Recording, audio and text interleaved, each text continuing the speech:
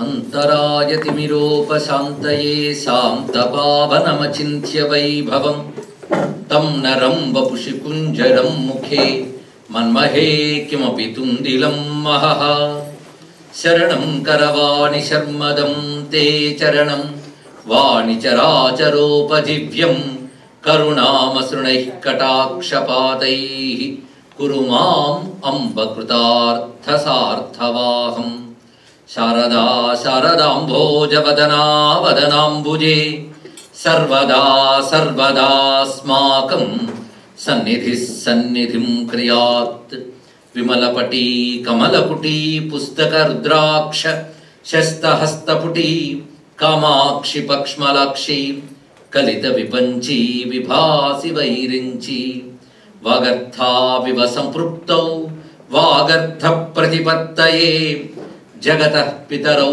वन्दे पार्वती परमेश्वरौ गुरवे सर्वलोकानां विषजे भवरोगिणां निधये सर्वविद्यानां दक्षिणामूर्तये नमः। नमस्तुभ्यं भगवते वासुदेवाय धीमहि प्रद्युम्नाय अनिरुद्धाय नमः संकर्षणाय च। शिवाय गुरवे नमः शिवाय गुरवे नमः शिवाय गुरवे नमः शिवाय गुरवे नमः श्रीमात्रे नमः श्रीमात्रे नमः श्रीमात्रे नमः श्री विष्णुरूपाय नमः शिवाय श्री विष्णुरूपाय नमः शिवाय श्री विष्णुरूपाय नमः शिवाय नमो महद्भ्यो ऋषिभ्यो गुरुभ्यो नमः। ఈ ఆలయ సముదాయంలో వెలసి అనుగ్రహిస్తున్న సర్వదేవతాత్మకుడైన హరిహరాత్మక పరబ్రహ్మమునకు నమస్కరించుకుంటూ నిన్ననే మనం విష్ణు సహస్రనామ స్తోత్రానికి ఉపోద్ఘాతాన్ని చెప్పుకోవడం జరిగింది. దీన్ని పూర్వపీఠిక అని అంటారు. ఇది మహాభారతంలో భీష్మ పితామహుడు విష్ణు సహస్రనామం గురించి ప్రస్తావన చేయడం ఇందులో కనబడుతున్న ప్రధానాంశం. ధర్మరాజు అడిగిన ప్రశ్నలకు సమాధానంగా సర్వసారమైన ధర్మాన్ని బోధిస్తున్నాడు. ఆ ధర్మం ఏదేంటి? విష్ణు సహస్రనామ స్తోత్రము, దాన్ని పఠించడం. ఇక్కడ పఠించడం అంటే అర్థం దానిలో చెప్తున్న భావాన్ని గ్రహించడమే ధర్మసారం. విష్ణు సహస్రనామంలో మొత్తం చెప్పబడుతున్న తత్వం ఏదో దాన్ని నిరంతరం స్తోత్రముగా, అర్చనగా, జపముగా, మననముగా చేసుకున్నట్టు ఏదైతే ఉన్నదో అది సర్వధర్మములకు సారము అని చెప్తున్నాడు. ఇది ఇక్కడ మనం అన్ని ధర్మాల్లో గొప్పదని ఏదనుకుంటున్నామనగానే దీన్ని చెప్పాడు భీష్ముడు. ఏవి అన్ని ధర్మాలు చెప్పాక మొదట ఇది చెప్పేసి ఇన్ని ధర్మాలు వినవలసిన పనే లేదుగా. ఇన్ని ధర్మాలు విని కూర్చొని చివరికి అన్ని ధర్మాలు ఇది గొప్పది అని చెప్పేటప్పుడు ఇంతసేపు జరిగింది సమయం వ్యర్థం అవడమా? ఇక్కడ గమనించవలసింది ఏంటంటే విష్ణు సహస్రనామం చేస్తే చాలు, ఇంకే ధర్మాలు చేయక్కర్లేదన్నది ఇందులో భావం కాదు. అదే అయితే ఇంతవరకు ఏకరువు పెట్టడం ఎందుకు ఇవన్నీ? మొదటి భీష్ముడు చెప్పవచ్చు కదా అంటే అడగలేదు కదా అనొచ్చు. అడగకపోయినా ఎవరు వ్యర్థంగా కాలక్షేపం చేయరు కదా. దీని వెనకాల ఏదో రహస్యం ఉంటుంది. అన్ని ధర్మాలు చెప్పాక ఈ ధర్మం చెప్పడంలో అంతరార్థం ఏమిటి? శృత్వా ధర్మాన్ అశేషేణ పావనానిచ సర్వసహ. ఆ వాక్యంలో చాలా గట్టితనం ఉంది. విష్ణు సహస్రం అర్థం చేసుకోవాలంటే ఈ పూర్వాపర సంబంధం తెలియాలి. అంటే ఇదొక్కడు చాలని చెప్పడానికి ఉద్దేశం కాదు. నువ్వు ఎన్ని ధర్మాలు చేసినప్పటికీ కూడాను నువ్వు చెయ్యగలిగిన ధర్మం చెయ్యలేవు. పరిపూర్ణంగా శాస్త్రాలు చాలా ధర్మాలు చెప్పాయి. అవన్నీ నిజంగా మనం చేయగలమండి? మనకంటే తక్కువ చేసే వాళ్ళని చూసి మనం ఎక్కువ చేస్తున్నాం అనుకుంటూ ఉంటాం. కానీ మనకంటే ఎక్కువ చేసిన వాళ్ళు కనబడినప్పుడు మనం ఎంత అనిపిస్తుంది. ఇక్కడ ధర్మాలు ఎవరు పరిపూర్ణంగా చెయ్యలేరు. కానీ చెయ్యలేరని మానేస్తారా? చెయ్యగలిగినంత చెయ్యాలి. ప్రతివాడు వాడు చెయ్యగలిగినంత చెయ్యాలి, చేయాల్సినంత చెయ్యకపోయినా. అయితే చెయ్యగలిగిన ధర్మం చేయడమే. అసలు ఈ యుగంలో అన్ని ధర్మాలు పరిపూర్ణంగా అనుసరించడం అనేది అసాధ్యమైనటువంటి అంశం. అయితే మనకు ధర్మాలంటే ఏంటో తెలియగనక మనం చేసిందే ధర్మమును తృప్తిపడిపోతున్నాం. ధర్మాల గురించి కానీ తెలుసుకుంటే భయం వేస్తుంది. ఇవన్నీ చేయకుండా బ్రతుకుతున్నామే, మనం తరించేది ఎలాగా? ఎందుకంటే ధర్మం చేయనిది తరించడం. ఏదో బ్రతికేడు అందరూ బ్రతుకుతారు. పూర్వపుణ్య విశేషం వల్ల ఇప్పుడు అదృష్టం కలిసి వచ్చి సుఖంగానే గడిచిపోతుంది. జీవిత పరమార్థం ఇప్పుడు సుఖంగా గడవడం కాదు, జీవిత పరమార్థం ఒకటి ఉంది. ఈ శరీరం పోయినా జీవుడు ఉంటాడు. వాడు చేసినటువంటి ధర్మం బట్టి వాడి సద్గతులు ఉంటాయి. కానీ సద్గతులు వచ్చేటట్టు జీవించడానికి జన్మను సద్వినియోగం చేసుకోవాలి. దానికి ధర్మం సహకరిస్తుంది. కానీ అన్ని ధర్మాలు పాటించగలమా అంటే గొప్ప ధార్మికుడు కూడా మాట ధైర్యంగా చెప్పలేడు. అయితే మరి ఏం చేస్తారంటే చేయగలిగినంత మాత్రమే చేస్తాడు. చేసి ఈ విష్ణు సహస్రనామ స్తోత్రాన్ని నిరంతరం అనుసంధానం చేస్తే ఆ చెయ్యగలిగినంత చేసిన దానికి చెయ్యాల్సినంత చేసిన పరిపూర్ణత లభిస్తుంది. అది దీని యొక్క భావం ఇక్కడ. అందుకే ధర్మాలను ఎప్పుడు తెలుసుకుంటూ ఆచరించాలి. మనం ఆచరించాలని శ్రద్ధ ఉంటే భగవంతుడు తెలియజేసేలా ఏర్పాటు కూడా చేస్తాడు. నిజంగా నీకు ఆచరించాలని అనుకుంటే తప్పకుండా చేస్తాడు. అదే చిట్ట చివరికి ధర్మరాజు అడుగుతాడు భీష్ముడిని, ఇన్ని ధర్మాలు విన్నాను, ఇంకా వినాలని అనుకుంటున్నాను, కానీ ప్రతి వారికి ధర్మం ఆచరించే అవకాశం దొరకదు. కొందరికి తెలియదు, తెలిసినా ఆచరించలేరు. ఆ పరిస్థితుల్లో ఏం చేయాలంటే ఎవడు భగవంతుడు యందు భక్తి కలిగి ఉంటాడో వాడు చేయాల్సిన ధర్మాన్ని భగవంతుడే ప్రచోదన కలిగిస్తాడు, ప్రేరణ కలిగిస్తాడు. అంతేకాకుండా చెయ్యగలిగే అవకాశం ఇస్తాడు. వాడు కాసింత చేసినా ఎక్కువ చేసిన ఫలితాన్ని ప్రసాదిస్తాడు అన్నాడు. ఇది ఎలాంటిది అంటే మనం ఒక 150 మైళ్ళు వెళ్ళి ఒక ఊరికి వెళ్ళాలి. కానీ 150 మైళ్ళు ప్రయాణం చేయగలిగే అవకాశం మనకు దగ్గర లేదు. వాహనం లేకనో, వాహనాల్లో ఇంధనం లేకనో, మనకు శక్తి లేకనో అవకాశం లేదు. అయితే చేయగలిగిన చేస్తానండి, నేను 50 మైళ్ళే వెళ్తాను అంటే గమ్యానికి చేరగలమా? 150 మైళ్ళు వెళ్ళవలసిన దాన్ని 50 మైళ్ళు మాత్రమే మనం వెళ్ళగలం. కానీ గమ్యాన్ని చేరలేం. నేను ఎంత చేస్తాను అంతే అంటే నువ్వు మధ్యలో అఘోరించవలసిందే, లక్ష్యాన్ని చేరలేవు. ఇప్పుడు ఏమిటంటే నువ్వు 50 మైళ్ళు వెళ్ళగలవు కదా, వెళ్ళు. అక్కడికి వెళ్ళి నారాయణను ఆయన వచ్చి మిగిలిన 100 మైళ్ళు తీసుకెళ్తాడు. నువ్వు ఇది అర్థం చేసుకోవాల్సింది. అదే మనం చేయగలిగినంత చేసి భగవంతుడిని ఇందులో నిరంతరం దీని ద్వారా భగవద్ జ్ఞానం పొందాలి. కనుక విష్ణు సహస్రనామం ఎందుకు వచ్చిందంటే భగవద్ జ్ఞానాన్ని మనకు కలిగించడానికి వచ్చింది. పఠనం చేస్తే, పారాయణ చేస్తే ఫలితాలు వస్తాయి. కానీ అది సామాన్య స్థాయి అండి. సామాన్యులు, లేమ్యాన్ అయినటువంటి వాడు కేవలం ఫలితాల కోసమే పారాయణ చేస్తాడు. అందులో ఏం చెప్తున్నారో ఆలోచించడం కూడా లేడు. కానీ అలా వెళ్ళిపోకూడదు. అది కేవలం దాని పని ఎలా ఉంటుందంటే గాడిద గంధపు చెక్కలు మోసినట్లు అంటాడు శంకరాచార్యుల వారి. నేనల్లే దానికి ఏది మోసినా ఒకటే, మురికి బట్టలు పెట్టినా ఒకటే, గంధపు చెక్కలు పెట్టినా ఒకటే. అలాగే ఊరికి అర్థస్పృహ లేకుండా చదవరాదు, అర్థస్పృహ ఉండాలి. ఇది చాలా అవసరం. అయితే అందుకే చదవడం మానేసేనండి అనకూడదు. చదువుతూ ఉండగా కొన్ని పాపాలు పోయి అర్థం తెలుసుకోవాలని బుద్ధి పుడుతుంది. ఆ బుద్ధి పుట్టాలన్నా పవిత్రత ఉండాలి కొంతైనా. అందుకు ముందు అర్థం తెలియకుండా చదివి ఎప్పటికైనా అర్థం తెలుసుకోవాలని తపన ఉంటే మనం బాగుపడే యోగం దగ్గరకు వచ్చినట్లే. అందుకే అర్థస్పృహతోనే తెలుసుకోవాలి. ఇది శాస్త్రం ఎప్పుడు చెప్తున్నమాట. జ్ఞాత్వా కుర్వీత కర్మాణి అని శాస్త్రం గట్టిగా చెప్తుంది. ఏది చేసినా తెలిసి చెయ్యి. ఎందుకు చేస్తున్నావు, ఏమిటి అందులో చెప్పబడింది తెలియాలి. ఇక్కడ అలా తెలిసి చేస్తే జ్ఞానం వస్తుంది. అందుకే ఉచ్చారణ విచారణగా మారి స్మరణగా ఎలా బలపడాలో నన్ను చెప్పుకున్నాం. ఉత్తమ సాధకుడు అంటే వాడు. అది విష్ణు సహస్రం అంటే ఒక 1000 నామాలు గుంపు కాదు. అసలు సహస్రనామం అనే ప్రక్రియ ఎందుకు వచ్చింది తెలియాలి. మన సంస్కృతిలో సహస్రనామాలు, అష్టోత్తర శతనామాలు ఇవి ఎక్కువగా వినబడుతూ ఉంటాయి. ఏ దేవతకైనా సహస్రనామం అనేది ఉంటుంది. ఇక్కడ ఎందుకు పెట్టారు అసలు ఆ ప్రక్రియ? కొన్ని మనకు అలవాటైపోయి కనుక పట్టించుకోం. కానీ ఒక్కసారి ఆలోచిస్తే ఎంత అద్భుతం. మనకు అలవాటైపోవడం వల్ల మామూలు అయిపోయింది అనిపిస్తుందండి. ఇక్కడ అతి పరిచయాది అవజ్ఞ అన్నట్లుగా బాగా అలవాటైపోతే మామూలు అనుకుంటాం. కానీ ఒక అద్భుతాన్ని మనకు అలవాటు చేశారు పెద్దవాళ్ళు. సహస్రనామ ప్రక్రియ చాలా విశేషం. ఒక ఆలయానికి వెళ్తే సహస్రనామానికి ఇంత టికెట్టు, అష్టోత్తర శతనామానికి ఇంత టికెట్టు. 108 కంటే 1008 ఎక్కువ కదా. అంతేకాదు టైం లేకపోతే అష్టోత్తర శతం, టైం ఉంటే సహస్రం. మనకు ఎన్నో ఉన్నాయి. కానీ అసలు సహస్రము, అష్టోత్తర శతం ఆలయాల్లో టికెట్లు కొనుక్కోవడానికి కాదు, మనం చదువుకుని తరించడానికి. ఇక్కడ అయితే ఆ మాన్యమని నేను చెప్పట్లేదంటే దాని ప్రయోజనం అనుకున్నది, అది వేరే విషయం. అర్చన అని ఉంది కదా, నిన్ననే స్తవంతః కమర్చంతః కదా, అర్చన చేస్తాం, అది వేరే విషయం. కానీ తెలుసుకుని చేయాలి. భక్త్యా అని ఒక మాట. సతత ఉత్థిత, సతత ఉత్థిత అంటే మెలకువతో అంటే అర్థం తెలుసుకుని చేయడమే.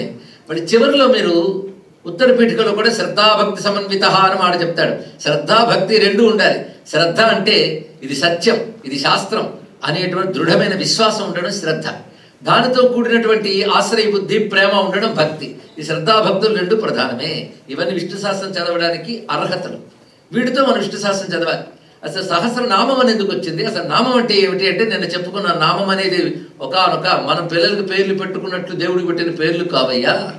ఒకటి భగవద్ లక్షణం ఒక్కొక్క నామంలో తెలియబడుతుంది. అంటే నామానికి అర్థం తెలియగానే భగవంతుడి లక్షణం తెలుస్తుంది. లక్షణాలన్నీ కలిగితేనే భగవంతుడు అంటే ఏమిటో మనం స్పష్టంగా తెలుస్తుంది. ఈ లక్షణంతో కూడిన నామములే గౌణాని అన్నారు. యాని నామాని గౌణాని, లక్షణములు తెలియజేస్తాయి. ఒకటి పేరు సత్య, వాడి జీవితంలో సత్యం పలకడు, కానీ పేరు పెట్టినందుకు బతుకంతా వాడు నాలుగు పిలవకు తప్పదు మనం. వీటిని గౌణనామములు అంటారా? ఏదో వ్యవహార నామం అంటారు. వాటి వ్యవహారం, ఆ పేరుకి వాడి బతుక్కి ఏమీ సంబంధం లేదు, ఏం చేస్తాం. కానీ భగవన్నామాలు అలాంటివి కావు. గౌణాని అన్నప్పుడు ఒక్కొక్క నామం లక్షణాన్ని తెలియజేస్తుంది. ఆ నామం బట్టి ఆయన ఏమిటో మనకు తెలుస్తున్నది. ఇక్కడ ఒక లక్షణం ఆయన దగ్గర ఉన్నాయి, అనంత లక్షణములు ఆయన దగ్గర ఉన్నాయి. కానీ అనంత లక్షణములు కలిగిన వాడు అనంతుడు. భగవంతుడు అంటేనే సత్యం, జ్ఞానం, అనంతం, బ్రహ్మ అని ఉపనిషత్తు 3 మాటలు చెప్పేసింది. ఎవడు సత్యము? సత్యము అంటే 3 కాలాల్లోనూ ఏ మార్పు లేకుండా ఉండేవాడు సత్యం అని, కేవలం జ్ఞానస్వరూపుడు. మూడవది అనంతుడు, ఇన్ఫినైట్ అని, సత్యం, జ్ఞానం, అనంతం. కనుక భగవంతుడు అనంతుడు. ఆయన గురించి చెప్పాలంటే హరి అనంత్, హరి కథ అనంత్ అన్నట్లుగా అనంత నామాలు, అనంత రూపాలు. పైగా యుగ యుగాల నుంచి ఆయన తనను తాను వ్యక్తపరుచుకుని ఎన్ని అవతారాల్లో ఎన్నో చేశాడు. ఇవన్నీ కూడాను అనంతుడు ఆయన. కానీ మనకు అనంతత్వం లేదు. కానీ అనంతుడిని అనంతుడుగానే పూజించాలి, అంతే కదండి. ఆయన అనంతుడైనప్పుడు నువ్వు అనంతుడుగానే పూజించాలి. కానీ పూజించే నీకు అనంతత్వం లేదు, అంతత్వమే ఉంది. సమయ పరిమితి ఉంది, శరీర పరిమితి ఉంది, ఆయు పరిమితి ఉంది, అన్నీ ఉన్నాయి. కానీ అనంతుడిని అనంతంగా పూజించడం. కానీ అనంతుడిని అనంతంగా పూజిస్తే కానీ ఫలితం రాదు. అప్పుడు ఏం చేయాలంటే అనంతవాచి శబ్దములు కొన్ని ఉన్నాయి. అవేమిటంటే ఇదే భారతంలో ఇదే భీష్ముడు చెప్తాడు. విశ్వం శతం సహస్రం సర్వం అక్షయవాచకం అని చెప్తాడు. విశ్వం శతం సహస్రం సర్వం ఇవన్నీ అక్షయవాచకం, అనంతత్వాన్ని తెలియజేస్తాయి. 1000 100 ఇవన్నీ అనంతానికి సంకేతాలట. అంటే సహస్రము శతము అనగానే అనంతాన్ని చేసినంత ఫలితం వస్తుంది. కానీ అనంతమైన పరమాత్మను ఆరాధించిన ఫలితం రావడానికి అనంత వాచక శబ్దాలతో స్తుతించడం అని చెప్పారు ఇక్కడ. అదే సహస్రం కానీ అదేవిధంగా అష్టోత్తర శతం కానీ వచ్చాయి. పైగా మరొక రహస్యం ఉన్నది. మానవుడి యొక్క పరిమాణం ఎంత ఉంటుందంటే 108 అని చెప్పారు. ఇది యోగ శాస్త్రంలో కనపడుతుంది. యోగ శిఖోపనిషత్తులో రహస్యం ఇది ఇక్కడ. అంటే మన సూక్ష్మ శరీరం, మన శరీరంలో ఉన్న సూక్ష్మ శరీరం యొక్క ప్రమాణం ఎలా ఉంటుందంటే ప్రతి వాడు అంగుళంతో కొలుచుకుంటే 96 అంగుళం ఉంటాడు. దానికి పైన కూడా వాడి సూక్ష్మ శరీరం యొక్క జ్యోతి వ్యాపించి ఉంటుంది. మొత్తం కలిపి 108 అంగుళాలు. ఆ 108 సంఖ్యకు అంత ప్రాధాన్యం. అలాగే భచక్రం అని ఉన్నది. భచక్రం అంటే అంతరిక్షంలో ఉన్న రాశి చక్రం. ప్రతివాడు సృష్టిలో పుట్టిన ప్రతి జీవి ఆ రాశి చక్రంలో దేనికో దానికి సంబంధించి ఉంటాడండి. మనం నమ్మినా నమ్మకపోయినా వాడి ప్రభావం మన మీద ఉంటుంది. ఒక ఆయన అన్నాడు, నేను జ్యోతిష్ శాస్త్రం నమ్మనని.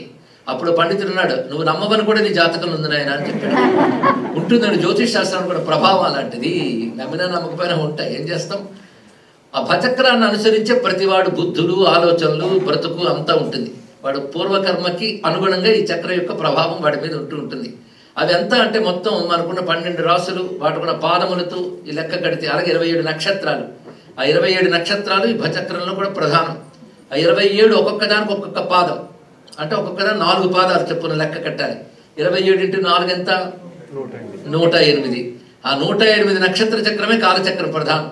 దాని శక్తి అంతా ఈ 108లో ఉంటుంది. అది ప్రత్యేకమైన అదొక అంశం. అంటే సర్వ నక్షత్ర ప్రభావములు కూడాను ఈ నామాలకు అనుబంధం ఉంది. అందుకే భారతీయ సంస్కృతిలో ఏది చేసినా అర్థవంతంగానే ఉంటుంది.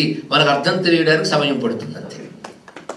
అంత అర్థవంతమైన సంస్కృతి ఈ 108 కదా ప్రధానం. అందుకే ఈ సహస్రనామాల్లో కూడా ఏ నక్షత్రం వాళ్ళకి ఏ పాదములు అనేది కూడా తర్వాత పెద్దవాళ్ళు విభజన చేశారు. కానీ వాటికో నమస్కారం అవన్నీ భీష్ముడు చెప్పలేదు. కానీ పెద్దలు 108 పెట్టడంలో విశేషమే మనం గ్రహించుకున్నాం ఇక్కడ. మొత్తానికి ఇప్పుడు తెలుస్తున్నదంటే అనంతత్వానికి సంకేతంగానే శతము సహస్రం అని వాడతాం. లోకంలో కూడా నువ్వు 100 చెప్పు 1000 చెప్పు అని అంటావు. వాడు 100 1000 చెప్పడు లెక్క కట్టి. దాని అర్థం అంటే ఎన్ని చెప్పు, ఇన్ఫినిటీకి సంకేతంగా వాడతారు కనుక అనంతుడైన పరమాత్మని అనంతంగా కీర్తించిన ఫలం కోసం అనంత వాచక సంఖ్యములు చెప్పబడుతున్నాయి. ఇది దీని యొక్క ప్రధానమైన ఉద్దేశం. మరొకటి, ఇందులో నాలెడ్జ్ పరంగా మనం చూస్తే భగవంతుని గురించి తెలుసుకోవాలంటే మీరు ఒక దేవతను ఉపాసిస్తున్నారు. మనకు తెలిసి కోరికలు తీర్చే ఒక దేవత అనే భావమే. అంటే దేవతను కోరిక అనే యాంగిల్లో చూస్తున్నాం. కానీ దేవత అంటే ఏంటి? సంపూర్ణ జ్ఞానం నీకు కలగాలి. సంపూర్ణ జ్ఞానం అంటే ముందు నిర్గుణ తత్వం తెలియాలి. ఆ నిర్గుణం సగుణమైనప్పుడు నాకు ఈ దేవతగా కనబడుతుంది. ఈ దేవతగా సగుణమైనప్పుడు ఈ దేవత యొక్క స్వరూపం ఎలా ఉంటుంది, ఈ దేవత లీలలు ఏమిటి, ఈ దేవత ప్రభావం ఏమిటి, ఈ దేవతను ఉపాసించే విధానం ఏమిటి, ఇంత శాస్త్రం ఉంటుంది. ఈ శాస్త్రం గురించి మనం చదివితే వాల్యూమ్స్ ఉంటాయి. ఆ దేవతకు సంబంధించిన సంపూర్ణ విజ్ఞానం వాల్యూమ్స్లో ఉంటాయి. ఆ విజ్ఞానం అంతటినీ పేర్ల రూపంలో ఇచ్చారు, క్లుప్త రూపంలో, కాంపాక్ట్గా ఒక్కొక్క పేరులో ఆ జ్ఞానాన్ని కూరారు. అలా ఒక దేవతకు సంబంధించిన జ్ఞానం అంతా కూడా సహస్రనామంలో ఉంటుంది. లలితా సహస్రనామం జాగ్రత్తగా అర్థం చేసుకుంటే లలితాదేవికి సంబంధించిన సమగ్ర జ్ఞానం అందులో ఉంటుంది. అందులో కూడా నిర్గుణంగా చెప్పేటప్పుడు విష్ణువైనా లలితైనా ఒకటే, సగుణమైనప్పుడే రూపాది భేదములు వస్తాయి. అదే ఆ రూపం స్వీకరించింది. అది మనం ఉపాసన చేసుకుంటున్నాం. ఉపాసకానాం కార్యార్థం బ్రహ్మణో రూపకల్పన. ఉపాసకుల కోసమే నిరాకారమైన బ్రహ్మము సగుణ సాకారముగా ఉన్నది. ఉపాసన సగుణము లేనిది నిర్గుణములకు వెళ్ళరు. మనందరం గుణాలతో ఉన్న వాళ్ళమే కనుక సగుణాన్ని ఆరాధించవలసిందే. అందుకే ఎన్ని కబుర్లు చెప్పినా నిర్గుణ నిరాకార అనేటటువంటిది అంత తేలిక కాదు. ఆ మాట భగవంతుడు స్వామి చెప్పాడు, క్లేశోధిక తరస్తేషాం అవ్యక్తాసక్త చేస్తాం. అయితే సగుణాన్ని మనం ఉపాసించినప్పుడే నిర్గుణం అంటే ఏంటో తెలియాలి. ఆ నిర్గుణమే ఈ సగుణముగా ఉంది అని తెలియాలి. లేకపోతే దేవుడు అంటే మనలాంటి వాడే, ప్రసాదాలు పెడితే సంతోషిస్తాడు, పూజలు చేస్తే పొంగిపోతాడు అనుకోవద్దు. ఇక్కడ దేవత తత్వం తెలిసి ఆరాధించాలి. బ్రతుకంతా చివరి వరకు కూడా ఏ తత్వం లేకుండా పూజలు పునస్కారాలు చేస్తే లాభం లేదు. అలాగని పూజలు పునస్కారం చేస్తే లాభం లేదని వచ్చి చెప్పాడని మాత్రం ప్రచారం చేయకండి. అక్కడ చెప్తున్నది ఏంటంటే తత్వం తెలియకుండా చేస్తే లాభం లేదన్నాం, కానీ తత్వం తెలిసి చేయాలి. ఈ మాట మా త్యాగయ్య చెప్తాడు, తెలిసి రామచింతనతో నామము సేయవు మనసా అని చెప్పాడు ఆ మహానుభావుడు. అందుకే తెలిసి చేయాలండి. అందుకోసం మనం చెప్పుకునే ప్రయత్నం చేస్తున్నాం. ఈ నామాలు ఏం చేస్తాయంటే ఒక్కొక్క నామాల జ్ఞానం కూరతారు. ఎలా కూరతారు అంటే చదువుతున్న మనం ఎప్పుడైనా ఈ నామానికి అర్థమేమిటి అని మీరు వెతికితే తప్పకుండా ఆ నామంలో అర్థం ఉంటుంది. ఆ అర్థం ఆ దేవతకు సంబంధించిన జ్ఞానం ఇస్తుంది. కానీ జ్ఞానాన్ని క్లుప్తంగా 1000 నామాల్లో పెట్టిచ్చేశారు మనకి. కానీ విష్ణు సహస్రనామం విష్ణువుకి సంబంధించిన సమస్త జ్ఞానాన్ని అందులో పెట్టాడు. అలాగే కృష్ణ సహస్రనామం కృష్ణుడికి సంబంధించింది, శివ సహస్రం శివజ్ఞానం, లలితా సహస్రం లలితా జ్ఞానం. ఏ దేవతానామ సహస్రములు ఆ దేవతకు సంబంధించిన పరిపూర్ణ జ్ఞానానికి కోశము, జ్ఞాన కోశము అనుకోవాలి. ఇది మనకు బాగా అలవాటైపోతే నామాలు చదవగా అంటే రెడీగా మనలో నాలెడ్జ్ ఉన్నట్టే. ఎప్పుడో కూర్చున్నప్పుడు ఆ నామానికి అర్థం తీస్తే తీగలాగితే డొంక కదిలినట్టు ఒక్క నామం కదిలిస్తే ఆ దేవత చరిత్ర అవతారం అన్నీ కదులుతాయండి. ఉదాహరణకి గోవిందహ అని ఒక నామం ఉంది. ఇందులో గోవిందుడు అనగానే ఏం చేశాడు, గోవింద నామానికి అర్థం చెప్తాడు. ఇక్కడ గోవుల్ని కాపాడాడు, గోవుల్ని రక్షించాడు కానీ వెంటనే మన కృష్ణావతారం కథ అంతా గుర్తుకొస్తున్నది. ఆ లీలలన్నీ గుర్తుకొస్తాయి. అంటే నామం అనగానే భగవత్ సంబంధమైన ఒక లీల గాథ గుర్తొచ్చింది కదా. అంతేకాదు గోవిందుడు అని ఆయన పుట్టేకి పెట్టారా, పుట్టక ముంద పేరు, ఇది ఒక రహస్యం. గోవింద అంటే కృష్ణుడు తన అవతారంలో గోవిందుడై ఉన్నాడు కనుక ఆ కృష్ణుడే విష్ణువు కనుక విష్ణు శాస్త్రంలో గోవింద. ఆ గోవిందనామం ఎన్ని మార్లు వస్తుంది విష్ణు శాస్త్రంలో, అది కూడా ఆలోచించారు. విష్ణు శాస్త్రంలో గోవిందనామం 10 మార్లు వస్తుంది. మరి ఒకటే అర్థం ఉన్న ఒకటే నామం 10 సార్లు పెట్టి 1000 నామాలు కలిపేస్తామండి. అది కూడా ఆలోచించవలసింది కదా. వీళ్ళు రాస్తే రాశారు కానీ మనం ఆలోచించద్దు. గోవింద అని 10 సార్లు వచ్చింది అంటే సహస్రనామాల్లో 9 తీసేయాలి లేదా? అదే నామం 10 సార్లు పెట్టి సహస్రనామం అంటే ఎలా అండి అంటే ఆ మాత్రం తెలివి వ్యాసుడికి లేదా అన్నాడు. ఇక్కడ అక్కడ గోవిందనామానికి ఒక్కొక్క చోట ఒక్కొక్క అర్థం ఉన్నది, అది తెలుసుకోవాలి. ఒక చోట గోవిందనామానికి ఒక అర్థం, ఇంకో చోట గోవిందనామానికి మరొక అర్థం. కానీ అర్థభేదంతో వాడారు కనుక 1000 నామాల్లో అవి తగ్గవు. 10 సార్లు వస్తే 10 అర్థాలు ఉంది కనుక 10 నామాల కింద లెక్క కట్ట. ఇదొక విశేషం. అలాగే వాసుదేవ అనేటువంటి నామం పక్కపక్కనే వస్తుంటుంది. వాసుదేవ పరిశీలించండి. వసుప్రద ఇత్యాది నామాలు వచ్చినప్పుడు ఎందుకు అలాగా మాటి మాటికి వస్తున్న పునరుక్తి అనరు, అర్థభేదము అంటారు.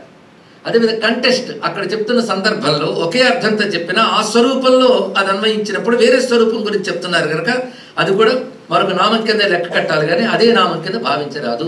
విష్ణు శాస్త్రం చదివేటప్పుడు వచ్చేటువంటి సందేహాలకు కూడా ఇక్కడ సమాధానములు. అలాగా ఒక్కొక్క అర్థాన్ని మనం తెలుసుకుంటూ ఉంటే గోవింద శబ్దం కృష్ణుడు పుట్టక ముందు కూడా ఉంది. కృష్ణుడికి ఉన్న పేరు తెచ్చారు కానీ ఆయన వచ్చాక పేరు రాలేదు. అప్పుడు ఏ అర్థంలో ఉంది అంటే కృష్ణావతార సంబంధం కాకుండా మరేదో అర్థంలో ఉన్నది. అప్పుడు అది కాస్మోస్ మీనింగ్ వస్తుంది. అంటే పరమాత్మగా ఆయన ఉన్నప్పుడు పరమాత్మ భావానికి కూడా అర్థం సరిపోవాలి గోవింద శబ్దం. అది ఎలాగో అంటే గోవులు అనగా వేదవాక్యములు, గోవింద అంటే వేదవాక్యముల చేత తెలియబడువాడు అని అర్థం వచ్చింది. అంటే వేదవాక్యాలు కృష్ణుడికి ముందే ఉన్నాయి. ఆ వేద ధర్మాన్ని స్వామి రక్షిస్తూనే ఉన్నాడు. కానీ వేదవాక్యముల ద్వారా ప్రతిపాదింపబడేది పరమాత్మయే కనుక పరమాత్మ వేదవాక్యముల ద్వారా తెలియబడుతున్నాడు. పరమాత్మను తెలుసుకోవాలంటే వేదాది శాస్త్రములే ప్రమాణం. ఆ శాస్త్ర వాక్యముల చేత తెలియబడుతున్నాడు కనుక అని గోవిందుడని పేరు. ఇప్పుడు అర్థం ఎంత మార్పించండి విస్తారం. అలా ఒక్కొక్కదానికి తెలుసుకుంటూ ఉంటే రమ్యమైన రాముడు అనగానే మనకి విష్ణు అవతారం రాముడు అంటాం. కానీ రామ అనే పేరు ఆయనకి వేదాల్లోనూ ఉన్నది. ఎలా చెప్తారు ఋషిభి పరిగీతాన్ని. ఇది రహస్యం అండి. వేదమంత్రములు రామావతారం కృష్ణావతారం ముందే ఉన్నాయి. రాముడు కూడా అప్పుడే ఉన్నాడు, ఉన్నవాడే కదా అవతరించాడు. ఆ నామం అందుకే పెట్టారు. అక్కడ ఏమిటి అర్థం తీసుకోవాలంటే ఆనంద స్వరూపుడు. రామ అంటే ఆనంద స్వరూప అని అర్థం. ఇక్కడ ఆనందం తానైన వాడు, ఆనందాన్ని కలిగించేవాడు రాముడు. ఎంత బాగుంది అర్థం. రాముడితోనే మొదలైందా రామనామం. పరమాత్మ పేరు రామ. ఆ పరమాత్మయే రాముడుగా అవతరించాడు. అదే తత్వాన్ని చూపించాడు. ఎప్పుడూ ఆనంద స్వరూపుడు ఉన్నాడు. జగతంతటిగా ఆనందం కలిగించాడు. అవతార కాలంలోనే కాదు, ఇప్పుడు ఆయన ఆరాధించే వారికి కూడా ఆనందం కలిగిస్తున్నాడు. ఇప్పుడు ఆరాధించిన జగతికి ఆనందం కలిగిస్తున్నాడు. కనుక రామ అనే మాటకి అప్పుడే రెండు అర్థాలు వచ్చేసాయి. సగుణమైన రూపము స్ఫురిస్తోంది, నిర్గుణమైన తత్వము తెలుస్తోంది. ఇలా ఒక నామాల్లో అనేక పొరలు ఉంటాయి. ఇలా ఆలోచిస్తుంటే విష్ణువు అంటే ఏమిటో మనకు అవగాహన కలిగిపోయింది. ఆనంద స్వరూపుడైన వాడు విష్ణువు. అలా కృష్ణ ఉంది. కృష్ణ అనగానే వెంటనే మనకి ఆయన దేవకీ వస్తువులకు పుత్రుడుగా పుట్టడం, ఆ కథంతా గుర్తుకొస్తుంది మనకి, రావాలి కూడా.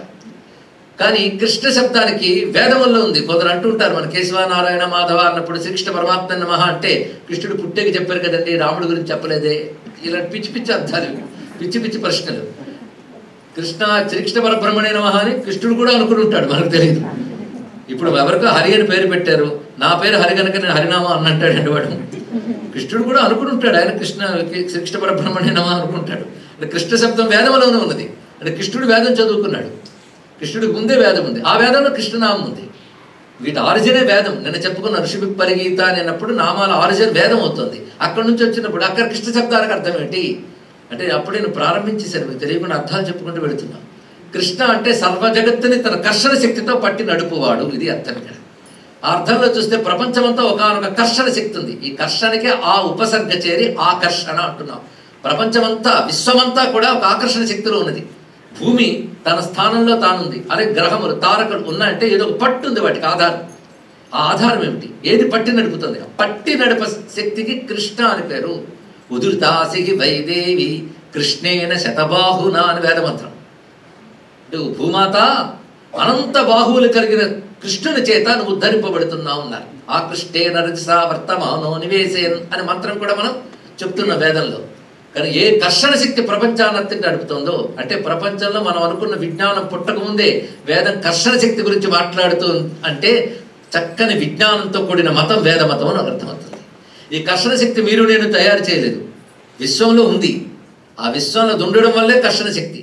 అక్కడ దాని వ్యాఖ్యానం రాస్తూ భగవత్పాదులు వారు, శంకర భగవత్పాదులు వారు అంటారు, ఏ శక్తి కర్షణ శక్తి లోపల ఉండడం వల్ల ఇంద్రియాలు కూడా వేటుగా విడిపోకుండా అన్ని కలపబడుతున్నాయో ఆ కర్షణ శక్తి, ఆ కర్షణ శక్తే విశ్వంలో అన్నిటిని కూడా పట్టి నడుపుతోంది. అది విష్ణువు.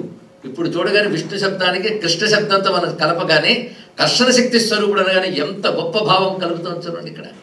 అలాగే నల్లని రూపంతో దేవకీ వస్తువులకు పుత్రుడుగా పుట్టాడన్నప్పుడు కూడా మనకు చక్కని భావం కలుగుతుంది. ఇందులో ఏ భావం తీసుకోవాలి? రెండు తీసుకోవాలి మనం ఇక్కడ.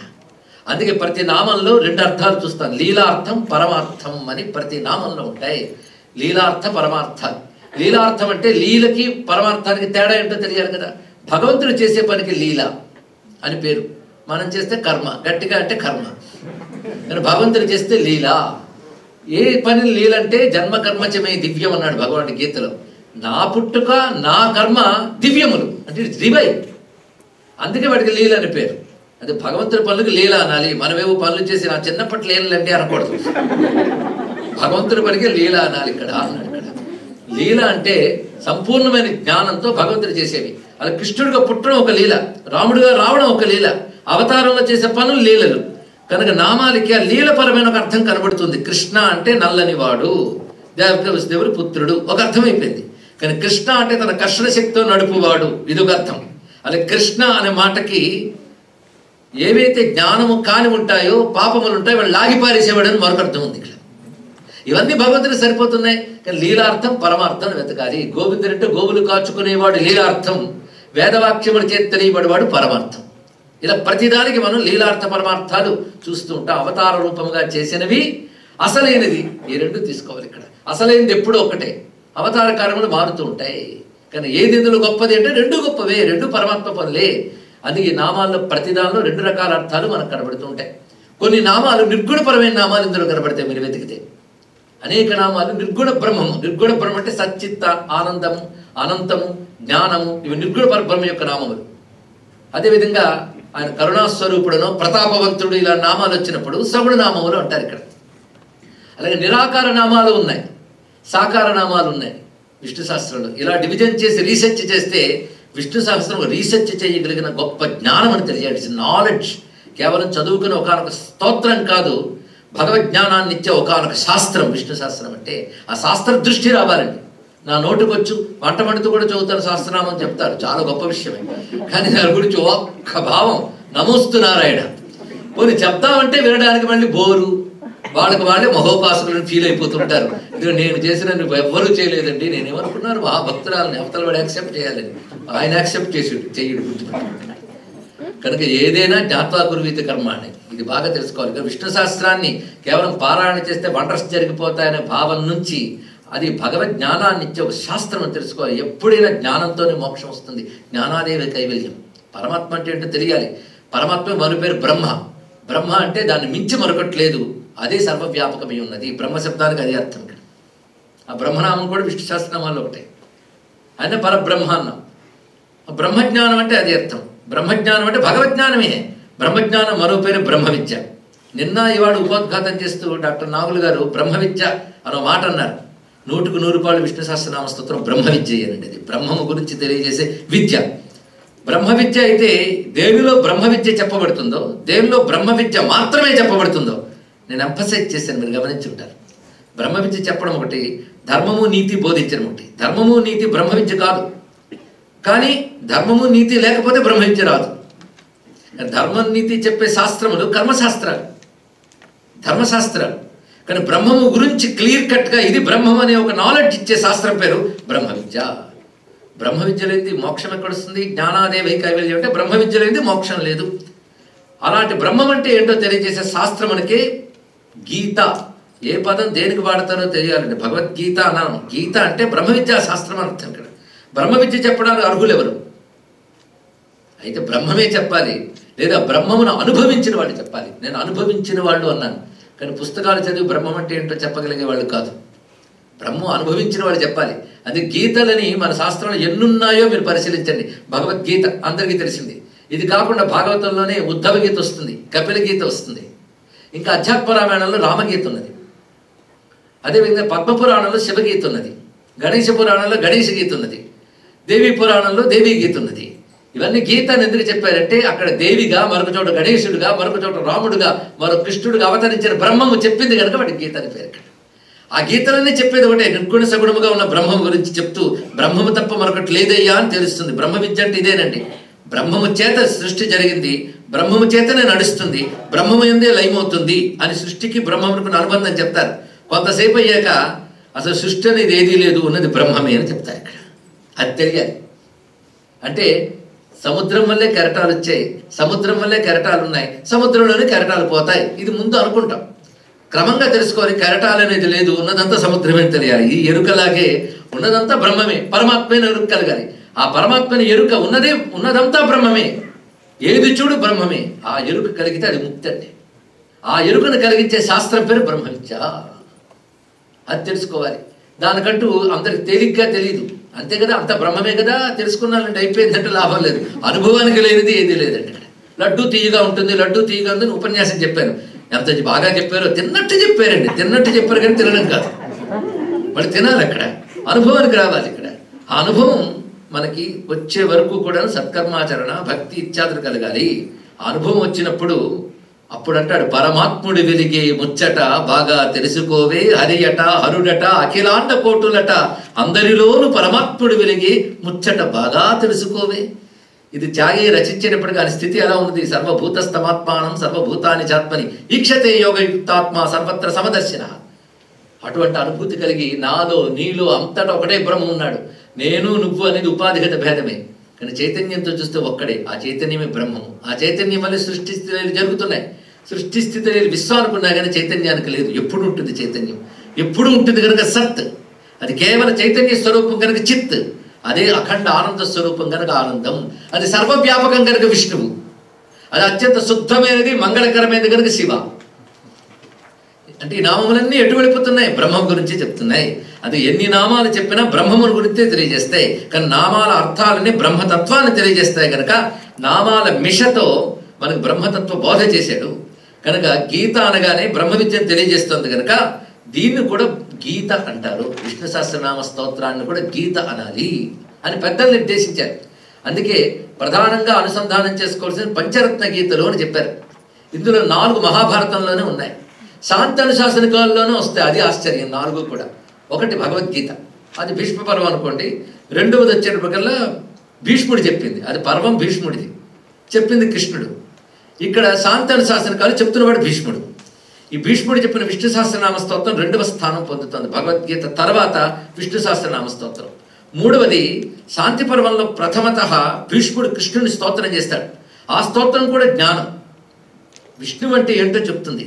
దాని పేరు భీష్మస్తవరాజం అని పేరు. ఇది 3వది. 4వది ఈ అనుశాసన పర్వంలోనే అనుస్మృతి అని ఒకటి ఉంటుంది, చిన్నది. అనుస్మృతి అంటే నిరంతరం గుర్తుపెట్టుకోవలసినది అన్నాడు. అంటే ఈ బ్రతుకులు నువ్వు ఉంటూ ఉంటేనే బ్రహ్మముని ఎల్లవేళ్ళ గుర్తుపెట్టుకోవాలి. అదేనా ఆఫ్టర్ రిటైర్మెంట్ స్కీమ్ లేదండి. ఎందుకంటే బ్రహ్మమునికి వేరుగా నువ్వు లేవు, ఉన్నదంతా బ్రహ్మమునికి తెలిసేది ఎప్పుడు? నువ్వు బ్రతుకులు ఉన్నప్పుడే అంతా బ్రహ్మముని తెలియాలి. ఆ ఎరుక కలిగించే ఒక గ్రంథం పేరు అనుస్మృతి. ఎన్నయ్యే? 4. 5వది తెలుసుకోవాలంటే భాగవతంలోకి వెళ్ళాట. అది ఏది అంటే గజేంద్ర మోక్షం అన్నారు ఇక్కడ. గజేంద్ర మోక్షం అంటే మన ఏనుగు మొసలి అయిపోయింది అనుకుంటాం. ఆ ఏనుగు చేసిన స్తోత్రం ఉందే, ఆ స్తోత్రం బ్రహ్మజ్ఞానాన్ని కలిగిస్తుంది. దాని నిర్విశేష బ్రహ్మస్తుతి అని పేరు. అందులో మీరు వెతికితే మనం అనుకునే రామ కృష్ణ శివ రూపాలు ఏం కనబడవు. రాముడు కృష్ణుడు ఎవరో బ్రహ్మతత్వ ప్రతిపాదన చేయబడుతుంది, అది రహస్యం. అదే దానికి 5వ స్థానం ఇచ్చారు. 5 కలిపి పంచరత్న గీతలు అంటారు ఇక్కడ. ఇవన్నీ గీతలే, పంచరత్న గీతలు. రత్నం అంటే శ్రేష్టమైన అర్థం. అలా సర్వశ్రేష్టమైన గీతలు 5. కనుక బ్రహ్మం గురించి తెలుసుకోవాలనుకునేవాడు వీటిని తెలుసుకోవాలి అన్నారు. అయితే బ్రహ్మం గురించి తెలుసుకోవాలని రుచి అందరికీ ఉండదండి. ఏదో చేస్తే గొప్ప వండర్స్ జరుగుతాయి. ఫలానా స్తోత్రం చేశాను మా అబ్బాయికి ఉద్యోగం దొరికింది, ఫలానా స్తోత్రం చేశాను మా అమ్మాయికి పెళ్ళి అయిపోయింది, కాబట్టి పవర్ఫుల్. అవి జరగలేదు కనుక అవి ఏం పనికిరావు. అదే అండి ఇక్కడ. అయితే అనేది మహిమలు ఉంటాయి, కానీ మహిమ పరమార్థం కాదు. మనం వస్తువు కొంటే మంచి రేపర్ ప్యాక్ చేస్తాడు, రేపర్ కోసం వస్తువు కాదు, వస్తుంది కనుక రేపర్ ఉంది ఇక్కడ. అదేవిధంగా ఒక పారాయణ వల్ల మనకి పరమాత్మ తత్వ జ్ఞానం కలగాలి. దానికి ఆనుషంగికంగా వచ్చే ఫలితాలు తప్పకుండా ఉంటాయి. అయితే మనకి ఇవే పరమార్థం అనుకుంటాం, కానీ పరమార్థం కాదు. అప్పటికది ప్రధానం అనిపిస్తుంది అంతే. కొన్నాళ్ళకి నువ్వేది కోరిక ఇన్నాళ్ళు ఏడ్చేవో ఆ కొన్నాళ్ళకి నీకే విసుగుస్తుంది దాని మీద. అది కూడా అనగా విష్ణు శాస్త్రం. కానీ వీటి వల్ల ఆరోగ్యం కలుగుతుంది, అవన్నీ ఉన్నాయి, సందేహం లేదు. అవి కూడా చూపించాం కొన్ని మహిమలు. కానీ మహిమలు చూపించి ఈ విషయం గొప్పతనం చెప్పడం కాదు. మహిమలు తత్కాలం, కావాల్సింది పరమార్థ జ్ఞానం ఇక్కడ. అదే 1000 రోజులు విష్ణు శాస్త్రం చదివే కన్నా అదేంటో తెలుసుకోవాలని కోరిక కలిగితే ఎందుకు భీష్ముడు విష్ణు శాస్త్రం చెప్పాడో, ఎందుకు వ్యాసుడు రాశాడో దాని ప్రయోజనం నెరవేరినట్లండి ఇక్కడ. కనుక విష్ణు శాస్త్రం అనగా విష్ణు విజ్ఞాన కోశము. అది విష్ణు శాస్త్రానికి భాష్యం రాస్తే విష్ణు విద్య అని పేరు పెట్టడానికి కారణం అది. అది విద్య, ఇట్ ఇస్ నాలెడ్జ్. నాలెడ్జ్ అనగానే we have to study it. అంటే not for using prayers. Prayer కోసం ప్రార్థన చేసేదేమో ప్రభువు కొరకు, పరలోకమునున్న ప్రభువు కొరకు కాదు. మనం తెలుసుకోండి, ప్రార్థన అంటే ఏడుపే. అర్థన అంటే అడుగుట, బాగా అడుగుట, అడుక్కోవడం. అది తెలుగులో మీనింగ్. ప్రార్థన వ్యర్థమని చెప్పలేదు నేను. అడగాలి పరమాత్మని, కాదని కాదు. ఆయన కాకపోతే ఎవరిని అడుగుతావు? ఇచ్చేది ఆయనే. ఆయన అడిగితే ఇచ్చేది ఆయనే అని తెలుస్తుంది ఎప్పటికైనా. ఇచ్చేది ఆయన అని తెలిసినప్పుడు ఇచ్చేది వదిలి ఆయనేమిటో తెలుసుకోవాలి ఇక్కడ. ఎప్పుడు ఏమిస్తున్నాడో చూస్తున్నాం కానీ ఎవడిస్తున్నాడో చూడట్లేదు. అది వచ్చింది బాధ. ఎందుకంటే విస్తరలో పడుతున్న అన్నం మీద చూస్తున్నాం కానీ వడ్డిస్తున్న అమ్మని ఎప్పుడు చూస్తాము. అలాగే ప్రపంచంలో అన్నీ పొందుతున్న పరమాత్మ నుంచి పరమాత్మను ఎప్పుడు తెలుసుకుంటావు? ఆయన తెలుసుకో, ఆయన తెలుసుకో. ఆ దృష్టి కావాలి. పదార్థ దృష్టి పోయి పరమార్థ దృష్టి కలగాలి ఇక్కడ. పదార్థ దృష్టి అంటే ప్రపంచంలో మనం కావాలన్న వస్తువులు, పదార్థాలు. పరమార్థ దృష్టి కలగాలి. అది కలిగించడం కోసం పుట్టిన శాస్త్రం విష్ణు సహస్రనామ స్తోత్రం. అందుకే ఇందులో ఎన్ని విషయాలు చెప్తున్నాడు. పరమాత్మ యొక్క నిర్గుణతత్వాన్ని చెప్పాడు. సగుణముగా రూపములు ఏమున్నాయి, అన్నీ ఉన్నాయి. మీరు విష్ణు శాస్త్రం ఇప్పటి నుంచి స్టడీ చేసేటప్పుడు విష్ణు శాస్త్రంలో ఏ ఏ దేవతానామాలు, పెద్ద శాస్త్రాలు చదవక్కర్లేదు, మీకున్న అనుభవం బట్టి వినుంటారు కదా. అగ్ని, వరుణుడు, ఇంద్రుడు, యముడు, ఇలాంటి పేర్లు రాయండి. ఎందరు దేవతల పేర్లు వస్తాయి ఒక్క విష్ణు శాస్త్రంలో? ఒక్క విష్ణు శాస్త్రంలో ఎందరు దేవతల పేర్లు ఉన్నాయి? ఇది తెలుసుకోవాలి ఇక్కడ. బ్రహ్మదేవుడు ప్రజాపతి, ఆయన. అలాగే రుద్రుడు, ఇలా ఎందరెందరు దేవతలు ఉన్నారో వాళ్ళ పేర్లు ఉన్నాయి మనకు తెలిసినంత మేరకు. ఇంకా వేదాశాస్త్రాలు తెలుసుకున్న వాడికి ఇంకా దేవతలు అంటూ తెలుసు. మన దేవతల పేర్లే తెలియవు, కొన్ని మాత్రమే తెలుసు. ఆ దేవతల పేర్లన్నీ విష్ణు సహస్రం నామాలు ఉన్నాయి. విష్ణు సహస్రంలో లేని దేవత లేదు. అందరి దేవతల పేర్లు ఉన్నాయి. మహేంద్ర, ఇంద్ర, ఇలాంటి పేర్లు కనబడతాయి. అలా సూర్యనామాలు ఉన్నాయి, అగ్నినామాలు ఉన్నాయి, చంద్రనామాలు ఉన్నాయి. విష్ణు వరుణ, వరుణనామం కనబడుతుంది. నియమో, యమ, చూడండి ఎన్ని కనిపిస్తాయో. అదొక యాంగిల్. దేవతల పేర్లున్నాయి అంటే నిర్గుణ తత్వానికి సంబంధించిన నామాలు, సగుణానికి సంబంధించిన నామాలు, సర్వదేవతల నామాలు కనబడతాయి. 4వది విభూతులు. విభూతి అనేది గొప్ప కాన్సెప్ట్ అండి హిందూ ధర్మంలో. పరమాత్మని ఏ నామరూపాలను శుద్ధతత్వంగా చూడడం ఒకటి, విభూతి రూపంగా చూడడం ఒకటి. విభూతులు అంటే పరమాత్మ తన అనంత శక్తితో ఎన్నో గొప్ప స్వరూపాలను ఆవిష్కరిస్తాడు, వాటిని విభూతులు అంటారు. విభూతి యోగంలో దాన్నే చెప్పాడు. ఆ విభూతులు ఎందుకు అంటే ఆ శ్రేష్టత్వంలో ముందు భగవంతుని చూడగలిగితే క్రమంగా భగవతత్వం అర్థమవుతుంది అన్నారు ఇక్కడ. అంటే ఒక దీపం వెలుగుతూ ఉంటే దాని ముందు శుద్ధమైన గాజు పెడితేనే దీపకాంతి కనబడుతుంది. కానీ శుద్ధమైన గాజు విభూతి లాంటిది, దాంట్లోంచి కాంతి కనబడుతుంది. కానీ గొప్ప తత్వములు ఎందులో కనబడుతున్నాయో వాటిని ఉపాసన చేయాలి. అలాంటి విభూతులు కొన్ని ఉంటాయి భగవంతుడు. ఉదాహరణకి చెట్లలో అశ్వత్థము నేను అన్నాడు, మృగాలలో సింహము నేను అన్నాడు. అలాంటి మృగముల్లో గొప్ప గొప్ప ఉన్నాయి, చెట్లు కూడా గొప్పవి ఉన్నాయి. వీటిని మనం భగవంతుడి స్వరూపంగా భావిస్తాం. ఇదేమిటండి హిందువులు చెట్లకి పొట్లకి దండం పెడతారంటే అందుకే హిందూ మతం గొప్పదని చెప్పాలి. అదేదో తప్పు అనుకున్నట్టు మనం ముందు ఫీల్ అయిపోతాం. మీరు అందరినీ దేవుడు అంటారంటే అదేమో గొప్పతనం అని చెప్పాలి. ఇక్కడ చెట్టుకు పొట్టకి రాతికి రప్పకు కూడా మనం దేవుడిని దండం పెట్టగలం. ఎందుకంటే భగవంతుడు సర్వత్రా వ్యాపించున్నాడు అనే జ్ఞానం కలిగిన వాళ్ళం మనం. ఎందుకంటే సృష్టికర్తను పూజించగానే సృష్టిని కాదంట ఇతర మతాలు. సృష్టికర్త సృష్టి వేరుగా లేదయ్యా, సృష్టికర్తే సృష్టిగా వ్యక్తమయ్యాడు కనుక మేము సృష్టిలోనే సృష్టికర్తను చూస్తామంటుంది హిందూ మతం. వీటిని విభూతులు అంటారు. విభూతిని నమస్కరించాలి. విభూతి నామాలు ఎన్నున్నాయో వెతకండి. ఇలాంటి నోట్స్ ప్రిపేర్ చేసుకోవాలండి. విష్ణు సహస్రం బేస్ చేసుకోండి. ఎంత స్టడీ చేయొచ్చో విష్ణు సహస్రనామాలు. విభూతుల పేర్లు ఎక్కడున్నాయంటే న్యగ్రోధో ఉదుంబరో స్వత్థ, న్యగ్రోధ ఉదుంబర అశ్వత్థ. న్యగ్రోధం అంటే మర్రి చెట్టు, ఉదుంబరం అంటే మేడి చెట్టు, అశ్వత్థం అంటే రావి చెట్టు. విభూతి యోగంలో చూడండి వృక్షాల్లో అశ్వత్థం నేనంటాడు స్వామి. అంటే మిగిలిన వృక్షాల కంటే దీనిలో ఏదో పవిత్రతో గొప్పతనం ఏదో ఉంది.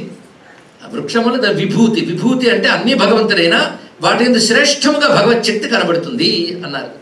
అలాంటి వాటిని మనం చూస్తున్నాం. అలాగే సింహ, అతుల శరభ, అద్భుతమైనటువంటి జంతువుల పేర్లు వచ్చాయి. శరభ, సింహ. ఇక్కడ జంతువుల సింహాన్ని నేను మృగాణాంశ్చ మృగేంద్రోహం వైనతేశ్చ పక్షిణాం అన్నాడు ఇక్కడ విభూతి యోగంలో. పక్షుల్లో గరుత్మంతుడు నేను అన్నాడు. గరుత్మంతుడి నామాలు సుపర్ణ ఇత్యాది నామాలు లలితా శాస్త్రంలో కనబడతాయి. నమస్కారం విష్ణు శాస్త్రంలో కనబడుతున్నాయి. అంటే విభూతులు కనబడ్డాయి లేదా అంటే భగవద్ విభూతులను కూడా మనం ఇందులో ఉపాసన చేస్తున్నాం. అటు దేవతలందరినీ తలుచుకుంటున్నాం, సగుణ నిర్గుణములు తలుచుకుంటున్నాం, విభూతులన్నీ తలుచుకుంటున్నాం. ఇక కాలం.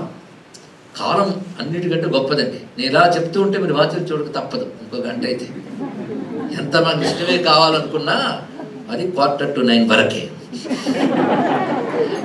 కాలబద్ధులం. ఏం చేస్తాం? బ్రతుకంతా కాలమే.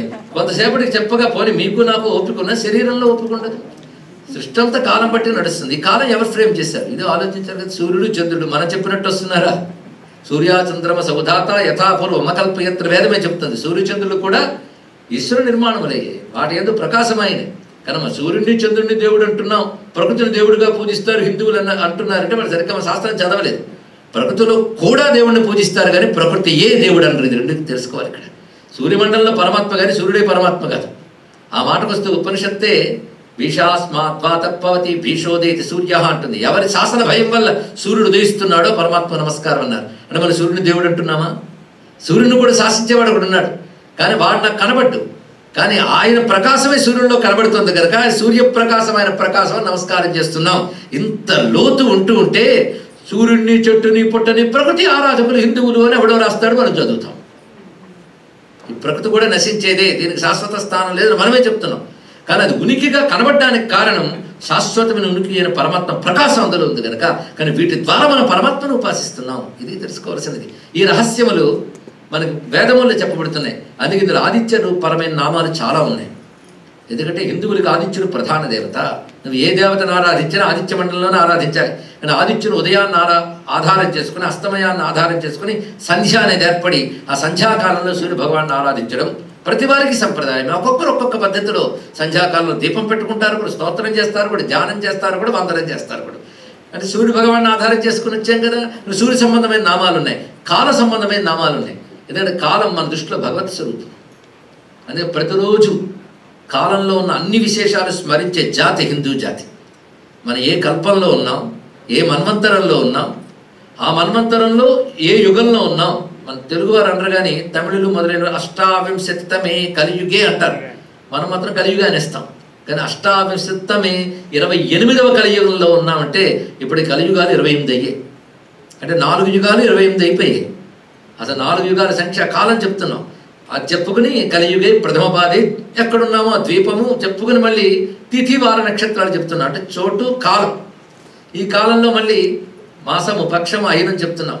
ఇవి చూస్తూ ఉంటే ఇన్ని రూపములుగా ఉన్నవాడు భగవానుడే, కాలమంతా భగవత్ స్వరూపమే.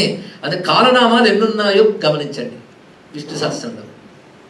యుగాంతక యుగావర్తో వచ్చిందా లేదా? ఋతు సుదర్శన కాల అహ సంవత్సరో వ్యాల, ఎన్ని కాల సంబంధమైన పేర్లు ఉన్నాయి చూడండి. అంటే కాలమంతా విష్ణువుగా చూడటం, దేవతలందరూ విష్ణువుగా చూడటం. ఇందాక చెప్పినట్టు విభూతులని సృష్టిలో నువ్వు చూస్తున్న వృక్షములు వాటిల్లో కూడా విష్ణుతత్వాన్ని పరిశీలించడం, ఇవి విష్ణు శాస్త్రాలు ఉంటాయి. అంటే ఇన్ని విభూతులను చూస్తున్నావు, కాలమంతా భగవంతుడిగా చూస్తున్నావు, కానీ కనబడేది ప్రతిదీ విష్ణువుగా నువ్వు చూస్తూ ఉన్నప్పుడు, నువ్వు ఉన్నప్పుడు ఇవన్నీ విష్ణువని తెలిసినప్పుడు ఆ విష్ణువు ఇన్నిట్లోంచి నేను రక్షిస్తున్నాడా లేదా?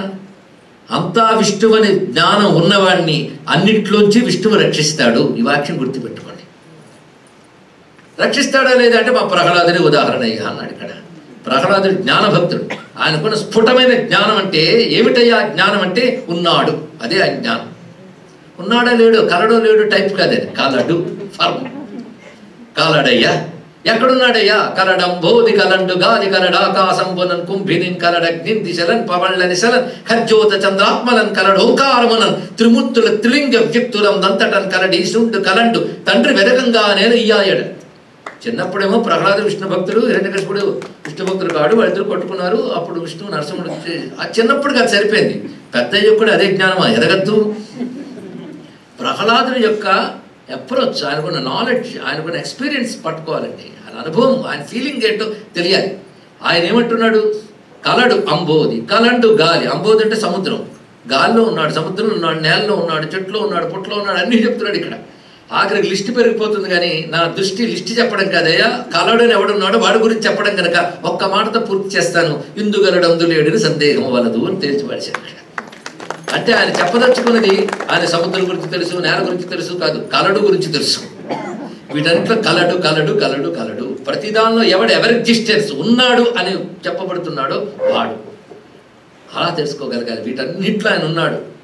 అది విష్ణు భక్తుడు అంటే నిజమైన భక్తుడు ప్రహ్లాదుడు అండి. మనందరూ విష్ణు సహస్రంలో విష్ణు భక్తులం కావాలి. విష్ణు భక్తుడు జ్ఞానభక్తుడు. అంతటా విష్ణువుని చూడగలిగే శక్తి కావాలి, అనుభవం కావాలి. అనుభవం వచ్చే వరకు అనుష్ఠానం కావాలి. ఇక్కడ అనుష్ఠానం అనుభవం అయిపోవాలి. అలాంటి అనుభవం వల్ల ఏం జరుగుతుందంటే వాడికి దేనికి భయపడ్డు. ఎందుకంటే అన్నింటిలో విష్ణువు ఉన్న వాడికి భయం ఏముందండి ఇక్కడ. అందుకే నాకు ఎదురుగా కనబడుతున్నటువంటి ఘోరము అఘోరము కూడా విష్ణువే. ఆ భావం ఉన్నాడు కనుక వాళ్ళ నాన్న ఈయన శిక్షించండి రా అన్నప్పటికీ ఏది శిక్షించడానికి వచ్చిందో అతన్ని శిక్షించే వస్తువు కానీ చూడలేదు. అందులో ఉన్న విష్ణువుని చూశాడు ఆయన. ఇక్కడ అన్నిట్లో నన్నే చూస్తున్నాడు కనుక వీడిని అన్నింటిలోంచి రక్షించాల్సిందే అనుకున్నాడు విష్ణువు. ఇక్కడ వెంటనే ఆయన సముద్రంలో తోసినా కాపాడాడు. దీన్ని బట్టి తెలుసుకోవాల్సింది, జ్ఞానం పక్క నుంచి విష్ణు సహస్రం బాగా చదవడం వల్ల అన్నిట్లో ఉన్న విష్ణువుని ఉపాసిస్తున్నావు కనుక అన్నిట్లోంచి విష్ణువు నిన్ను రక్షిస్తాడు. ఇది మొదటగా తెలుసుకోవాల్సింది. క్రమంగా అన్నిట్లో విష్ణువు ఉన్నప్పుడు రక్షించేది శిక్షించేది రెండు లేదు, అంతా విష్ణువే. ఆ ఎరుపు కలగాలి, ద్వంద్వాతీత స్థితి అంటారు ఇక్కడ. కనుక మొదట సర్వవ్యాపకుడైన విష్ణువు రక్షణ, రెండవది సర్వత్రా విష్ణువే ఉన్నప్పుడు మరి రెండో వస్తువు లేదని జ్ఞానం, రెండూ కలిగిస్తుంది విష్ణు శాస్త్రం. ఈ విధంగా మనకి ఆ లీలలు, ఆయన సగుణతత్వము, నిర్గుణతత్వము, విభూతులు, కాలతత్వం అన్నీ చెప్పబడుతున్నాయి. అది సృష్టిలో మనం చూస్తున్న అనంతమైన స్పేస్, ఆ స్పేస్కి ఆధారమైన కాలం, ఆ రెండిట్లో కలుగుతున్న రకరకాల జీవులు, ఇవి అంతా విష్ణుమయంగానే చూడటం కనబడుతుంది. ఎందుకంటే సముద్ర జ్ఞానం ఒక్కటి ఉంటే కెరటాలు అవే, నురగలు అవే, అది బుడగలు అవే, ఇవంతా కలిపి ఒకే నీరుని ఎలా ఉన్నదో సృష్టి అనేక రకములుగా కనబడుతున్న ఏకమైన విష్ణువే అంతా వ్యాపించున్నాడు. ఆ ఏకమైన విష్ణువే కిమేకం దైవతంలోకి కింవాప్యేకం పరాయణం. అంతేగాని ఇద్దరు దేవుళ్ళతో ఒక విష్ణువునే తలంచుకోని చెప్పాడా? అలా చెప్పేవాళ్ళు కూడా ఉంటారు. దాని బట్టి శివుడు అక్కర్లేదు, ఏం అక్కర్లేదు అన్నాడు భీష్ముడు. ధర్మరాజు అదే అడిగాడని మళ్ళీ అదొక అర్థం. అదైతే ఇది అయిన వెంటనే శివశాస్త్రం చెప్తాడు ఆయన. దాన్ని ఏమంటారు? ఇదంతా అయిన తర్వాత శివశాస్త్రం అడుగుతాడు ధర్మరాజు. అంటే అప్పటికి కలికాలం రాలేదు కనుక ఇది విన్నప్పుడు ఆయన అడిగాడు. భేదమే ఉంది, ఒకటే పరతత్వం. అక్కడ చిత్రం ఏంటంటే ఈ నమాలన్నీ అక్కడ ఉంటాయి, ఆ నమాలన్నీ ఇక్కడ ఉంటాయి. మీరు కొంచెం స్త్రీలింగ శబ్దాలు పుంలింగ శబ్దాలు భేదమే తప్ప లలితా సహస్రం విష్ణు సహస్రం ఎన్ని చోట్ల కలుస్తుందో కంపేరిటివ్ స్టడీ చేయండి. దుర్లభో దుర్గమో దుర్గో దుర్లభ దుర్గమ దుర్గా దుఃఖ హంత్రి సుఖప్రద కలిసేయలేదా? ఇక్కడ విష్ణు అంటే వైష్ణవ్ అన్నారు. ఏముంది? కృష్ణ అంటే వాడు కృష్ణ అయిపోయింది అంతే. ఇక్కడ ఈ రామ అయితే రామ రమణలంపుట స్త్రీలింగమే. ఏమిటి దీన్ని చెప్తున్నది? చెప్పబడుతున్న వస్తువు ఒక్కటే, దాన్ని నువ్వు రామను కృష్ణను ఆ ఏకత్వ దృష్టి కలగాలండి. అది కలిగిస్తుంది ఇక్కడ. ఇది ఏకత్వ దృష్టి కలిగే వరకు జ్ఞానం లేదు. కృష్ణుడే భగవద్గీత చెప్తున్నాడు, అవిభక్తం విభక్తేషు తజ్ఞానం విద్ధి సాత్వకం. ఏకత్వం అనుపశ్యతి ఏకభక్తి విశిష్యతే. ఏకశబ్దం ఎన్ని చోట్ల వాడబడుతున్నది? కస్మై దేవాయ హవిషా విధేమ అన్నప్పుడు ఏకస్మై దేవాయ హవిషా విధేమ అని వేదమంత్రమే చెప్తుంది. ఇక్కడ ఏకో నారాయణ ఏకం సద్విప్రా బహుదా వదంతి. ఏకత్వ ప్రతిపాదన. కానీ అనేకముగా చూడటం అనేది అజ్ఞానం, ఏకంగా చూడటం అనేది జ్ఞానం. అవిభక్తం విభక్తేషు తజ్ఞానం విద్ధి సాత్వికం. విడివిడిగా కనబడుతున్న వాటి యందు ఏకమై ఉన్న ఒక జ్ఞానం ఉంది, అది తెలుసుకోవాలయ్యా. అది సత్వగుణం వల్ల వస్తుంది. కానీ సత్వగుణం డెవలప్ చేసుకో, రజోగుణ తమ గుణాలు తగ్గించుకో. ఆ సాధనకి విష్ణు సహస్రం పనికొస్తుంది. క్రమంగా సత్వగుణం వచ్చేసాక విష్ణు సహస్రంలో జ్ఞానం నీకు కనబడుతుంది ఇక్కడ. కనుక సాధనకి ఇదే, సిద్ధికి ఇదే. అటువంటి విష్ణు సహస్రనామం స్తోత్రాన్ని అందిస్తున్నాడు. ఇది జపం అన్నాడు ఇక్కడ. జపం ముచ్యతే జంతువు. జపం అనేది చాలా విశేషం అండి. ఇక్కడ జపం అనేది ఉచ్చారణకు సంబంధించినదా? అంతే, ఉచ్చరిస్తాం కదండి, కానీ బయటకు వినబడేదే కాదు. మనస్సుకి వాక్కుకి మధ్య ఉంటుంది జపం. అదే జపం మౌనంగా కూడా చేసుకోవచ్చు. వాచికం అనేది శరీరంలో ఒక భాగమైన శారీరకం, వాచికం, మానసికం మూడు అంటాం మనం. ఈ వాచికం అనేది అటు శరీరానికి ఇటు మనస్సుకి మధ్యలో ఉంటుందండి. ఇది ఎలాంటిదంటే బయటికి ఇంటికి మధ్య గుమ్మం ఉన్నట్టు. గుమ్మం దగ్గర దీపం పెడితే లోపలికి బయటికి కూడా వెలుగు వస్తుంది. కానీ వాక్కులో భగవంతుడు ఉంటే అటు అంతరంగానికి బహిరంగానికి కూడా భగవంతుడి అనుగ్రహం లభిస్తుంది, ప్రకాశం తెలుస్తుంది. అది వాక్కుకు ఎక్కువ ప్రాధాన్యం ఇచ్చారు. అది స్తోత్రం మంత్రం అంత వాక్కుతోనే ఉంటుంది. గమనించండి ఇక్కడ. పైగా వాక్కులో భగవంతుడిని పెట్టుకుంటే వాక్కుకి అవతల వైపు ఉన్నటువంటిది భగవతత్వం కనుక తొందరగా అటు వెళ్ళగలం. అందుకే వాచిక తపస్సు అంటారు ఇక్కడ. భగవత్ స్తోత్రములు మంత్రము ఇవన్నీ వాచిక తపస్సు అని చెప్పబడతాయి. వాచికం మానసికం కావాలి, అది జ్ఞానం వల్ల అవుతుంది ఇక్కడ. అలా భగవన్నామం ఆ వాచికం చేసేటప్పుడు మౌనంగా చేస్తే మనస్సుకి పెడతాం. అది సాధారణంగా జపం చేసేటప్పుడు బయటికి వినపడకూడదనయ్యా అని పెద్దవాళ్ళు చెప్తారు ఇక్కడ. విష్ణు సహస్రనామం లాంటివి కేవలం మంత్రములు కావు, స్తోత్రములు కనుక బయటకు కూడా వినబడవచ్చు, తప్పేం లేదు. అది లోపలికి బయటకు కూడా చేయవచ్చు. కొన్ని మంత్రములు బయటకు అనరాదు, అది లోపలే చేసుకోవాల్సింది, మననం చేసుకోవాల్సింది. అంటే వాచిక నుంచి మనసులోకి తీసుకెళ్ళిపోగలరు. ఇది జపమే గొప్ప యజ్ఞం. అన్ని యజ్ఞాల్లోకి తెలుసుకోండి ఇక్కడ. బాహ్య యజ్ఞాల కంటే గొప్పది మానసిక యజ్ఞం కావచ్చు, కానీ మానసిక అంత తేలిక కాదు. అందుకే అన్నిటికంటే గొప్ప యజ్ఞం ఏంటయ్యా? జపయజ్ఞం అని భగవానుడే భగవద్గీతలో చెప్పాడు. యజ్ఞానాం జపయజ్ఞోస్మి అనేది. జపస్తు సర్వధర్మేభ్య పరమో ధర్మ ఉచ్యతే. ఇది పెద్ద శాస్త్రం. జపమే అన్ని ధర్మాల్లోని గొప్పది. ఎందుకంటే అహింసయాచ భూతానాం జపయజ్ఞ ప్రవర్తతే. ఇది ధర్మశాస్త్రం వచ్చినది ఇది ఇక్కడ. ఎందుకంటే జపంలో ఏ హింస లేదు. ఏ వస్తువులు మనం మనిషిని బాధ పెట్టాం, వస్తువులను బాధ పెట్టాం, ఏమీ అక్కర్లేదు. జపం అంత గొప్పదయ్యా అన్నాడు. జపం మనకి ఎన్నో రకాల పాపాలను పోగొట్టగలదు. అందుకే జపతో నాస్తి పాతకం అనే మాట ఉన్నది. అందుకే భగవన్ నామ జపం అంత శ్రేష్టమైనది. గురువులు ఇచ్చిన మంత్రములు ఎలాంటివో శాస్త్రములు ఇచ్చిన నామములు అలాంటివే. మంత్రాలు నామాల్లా ఎప్పుడు పడితే అప్పుడు చేయలేం, కానీ నామాన్ని మంత్రంలా నియమంగా చేయవచ్చు. నామానికి ఉన్న శక్తి అంతా ఇంత కాదు. అందుకే ఈ నామములు జపం చేసుకోవాలి అని చెప్తున్నాడు. ఇప్పటి వరకు విష్ణు సహస్రనామానికి సంబంధించిన ఒక అవగాహన మనం ఇస్తున్నాం. ఇందులో అప్పుడే కొన్ని నామాలు స్మరణ చేయడం, అర్థం చెప్పుకోవడం జరుగుతున్నది. ఇప్పుడు ఒక్కొక్కటి ప్రధానంగా వీలైనన్ని నామాలు చెప్పుకున్న ఈ పూట నుంచి ముగిసే లోపల. విశ్వం విష్ణు వషట్కారో భూత భవ్య భవత్ ప్రభు భూతకృత్ భూతభృద్భావో భూతాత్మ భూత భావన. ఇప్పటి వరకు ఇందులో ఉన్న విషయం చూద్దాం. విశ్వం విష్ణు వషట్కార. విశ్వం అనే మాట మన లోకంలో వాడుతూ ఉంటాం. ఇది ఇక్కడ సహస్రనామాలు భగవంతుడి పేరుగా చెప్పాడు. అసలు మొదటి పేరు విశ్వం అంట. అంటే భగవంతుడు ఎక్కడో కనబడట్లేదు నువ్వు అంటావు, కానీ కనబడేదే భగవంతుడిని తెలుసుకోని మొదటి నామే చెప్తుంది ఇక్కడ.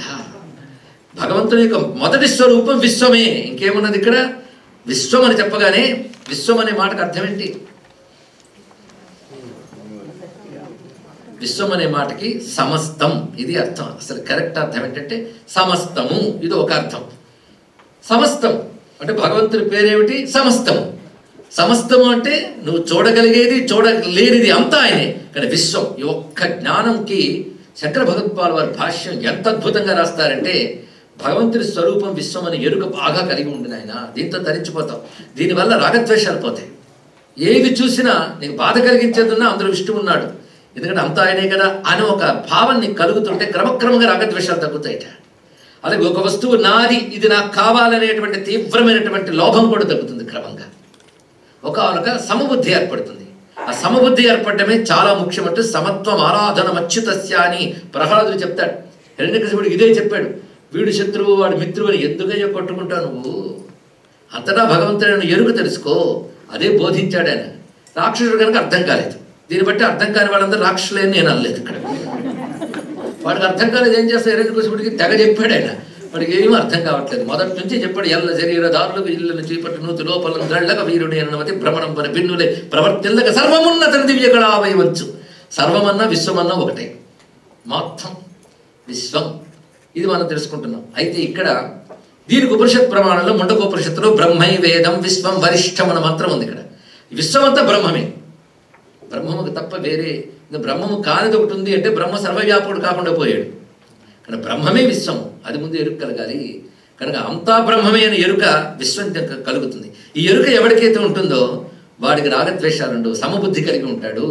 ఆ సమబుద్ధి కలిగించడమే, ఆ సమత్వంగా జీవించడమే యజ్ఞంట. అందుకే సమయజ్ఞ ఒక నామం చూడండి, సమత్వమే యజ్ఞముగా కలవాడు, ఇది అర్థం. అలాంటి వాడు సమత్వం ఆరాధన అచ్యుతస్య అంటాడు ప్రహ్లాదుడు. ప్రహ్లాదుడు చెప్పిన మాటలు ఇక్కడ శంకర భగవత్పాల వారు కొల్లలుగా ఉటంకిస్తారు. ఎందుకంటే జ్ఞానభక్తుడు ప్రహ్లాదుడు, ఆర్తభక్తుడు, జిజ్ఞాస భక్తుడు కాడైన జ్ఞానం కలిగిన భక్తుడు. జ్ఞానభక్తులు ప్రహ్లాదుడు, సుఖయోగీంద్రుడు, వీరందరూ జ్ఞానభక్తులు.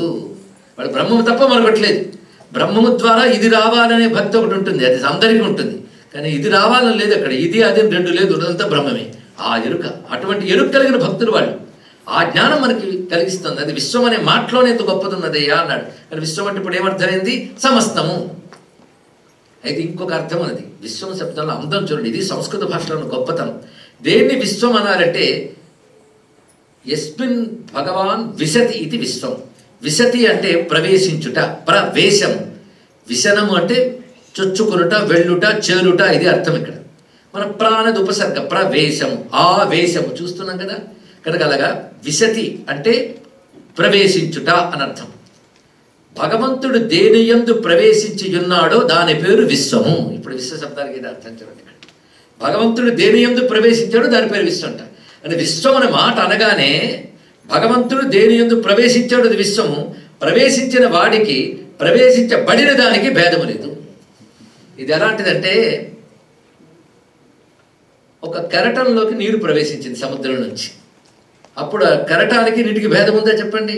కెరటం అని పేరు విని వ్యవహరించిన కెరటాలన్నీ సముద్ర స్వరూపమే కదా. కానీ భగవంతుడు ప్రవేశించడం చేతనే విశ్వానుభూనికి కలిగి ఉన్నది. ఇంకా చెప్పాలంటే ఒక దూది కండె, పత్తి కండె తీసుకున్నారు, అది వస్త్రంగా తయారు చేశారు. వస్త్రంగా అయినప్పుడు పత్తి కండె వస్త్రంలో ప్రవేశించిందా లేదా? ప్రవేశించక పత్తి కండె ఎక్కడుంది? వేరేగా ఉందా లేదు? ఇక్కడ వేరేగా ఉందా? పత్తి కంటే వస్త్రముగా మారింది. వస్త్రానికి పత్తి కంటికి భేదం లేదు. కానీ పరమాత్మ నుంచి జగత్తు ఏర్పడ్డాక పరమాత్మకి ప్రపంచానికి భేదం లేదయ్యా అని చెప్పారు ఇక్కడ. కనుకనే విశ్వం అనగా పరమాత్మ ప్రవేశించినది అని అర్థం ఇక్కడ. ఇది మళ్ళీ ఉపనిషత్ ప్రమాణం, వేద ప్రమాణం కావాలి. తత్ సృష్ట్వా తదేవ అనుప్రావిశత్ అని వేదమంత్రం. తత్ సృష్ట్వా, ఈ సృష్టిని చేసి భగవంతుడి దాన్ని ప్రవేశించాడు. ఆయన ప్రవేశించకపోతే సృష్టికి చైతన్యమేది? చైతన్యమే పరమాత్మ అయినప్పుడు చైతన్య స్వరూపుడైన భగవంతుడు ఉంటేనే చేతనాత్మకమైన జగత్తుంది. ఈ ఉపాధులు మనం చూస్తున్నాం, ఇది భగవంతుడు కాడు. కానీ భగవంతుడు లేకపోతే ఉపాధి లేదు, భగవంతుడికి ఉపాధి లేదు. ఉపాధులు భగవంతుడు లేకపోతే ఉపాధులు లేవు, భగవంతుడికి ఉపాధులు లేవు. ఆయన చైతన్య రూపుడే శరీరంలో ఉన్నాడు. ఈ శరీరం లేకపోయినా చైతన్యం ఉంటుంది. అది తెలుసుకోగలిగే ప్రయత్నం చేయాలి. శరీరం లేకపోయినా ఉండే చైతన్యాన్ని ఎవడు తెలుసుకుని తాదాత్మ్యం చెందుతాడో వాడికి మరి శరీరాలు రావు. ఇది తెలుసుకోండి ఇక్కడ. అంటే వాడికి పుట్టుకలు లేవు. అటువంటి వాడు ఆ చైతన్యం ఏంటో తెలియాలి.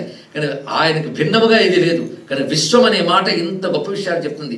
విశ్వం అనేది సర్వం అనే మాటకు మరొక పర్యాయ పదం. అంతా, అన్ని, హరిని మయమే అంతాను అరసి నిన్ను శరణని నాను అంటాడు హనుమాచార్యుల వారు. హరినీమయమే. మనం కూడా పాటలు పాడతాం, లేదు మోహన్ రాఘవ, కళ్యాణ్ రాఘవ, ఇది మన దృష్టి. కానీ హరినీమయం, హరిమయము విశ్వమంతయు, హరి విశ్వమయుండు తాను అంటాడు భాగవతంలో పోతన గారు. కానీ విశ్వం సమస్తం ఆయన భగవంతుడే. భగవంతుడు కానిది లేదు ఇక్కడ. ఎదుట ఎవ్వరూ లేరు, ఇంతా విశ్వమయమే. అని అన్నమయ కీర్తన ఉంది. కనుక ఓమిచ్చేతదక్షరమిదం సర్వం మాండుక్యోపనిషత్తులని. కనుక విశ్వం అనే మాటకు మరొక అర్థం ఓంకారం. ఇప్పటికి ఎన్ని అర్థాలు చెప్పుకున్నాం. ఇలా అడుగుతాడు మధ్యలో ఏం చేస్తాం, అందుకని నేర్చుకోవాలి. అన్నీ చెప్పకపోయినా కొన్ని నామాలు కానీ అది అటెంటివ్గా వినాలి. ఎప్పుడు అడుగుతాడో తెలియదు. ఎందుకంటే జ్ఞానం కోసం కదా తాపత్రయం, విన్యాసం కోసం కాదు కదా, విజ్ఞానం కోసం. సరే, మొత్తానికి సమస్తం ఒక అర్థం. పరమాత్మ దేని యందు ప్రవేశించి ఉన్నాడో అది విశ్వం. ప్రవేశించి ఉన్నాడు.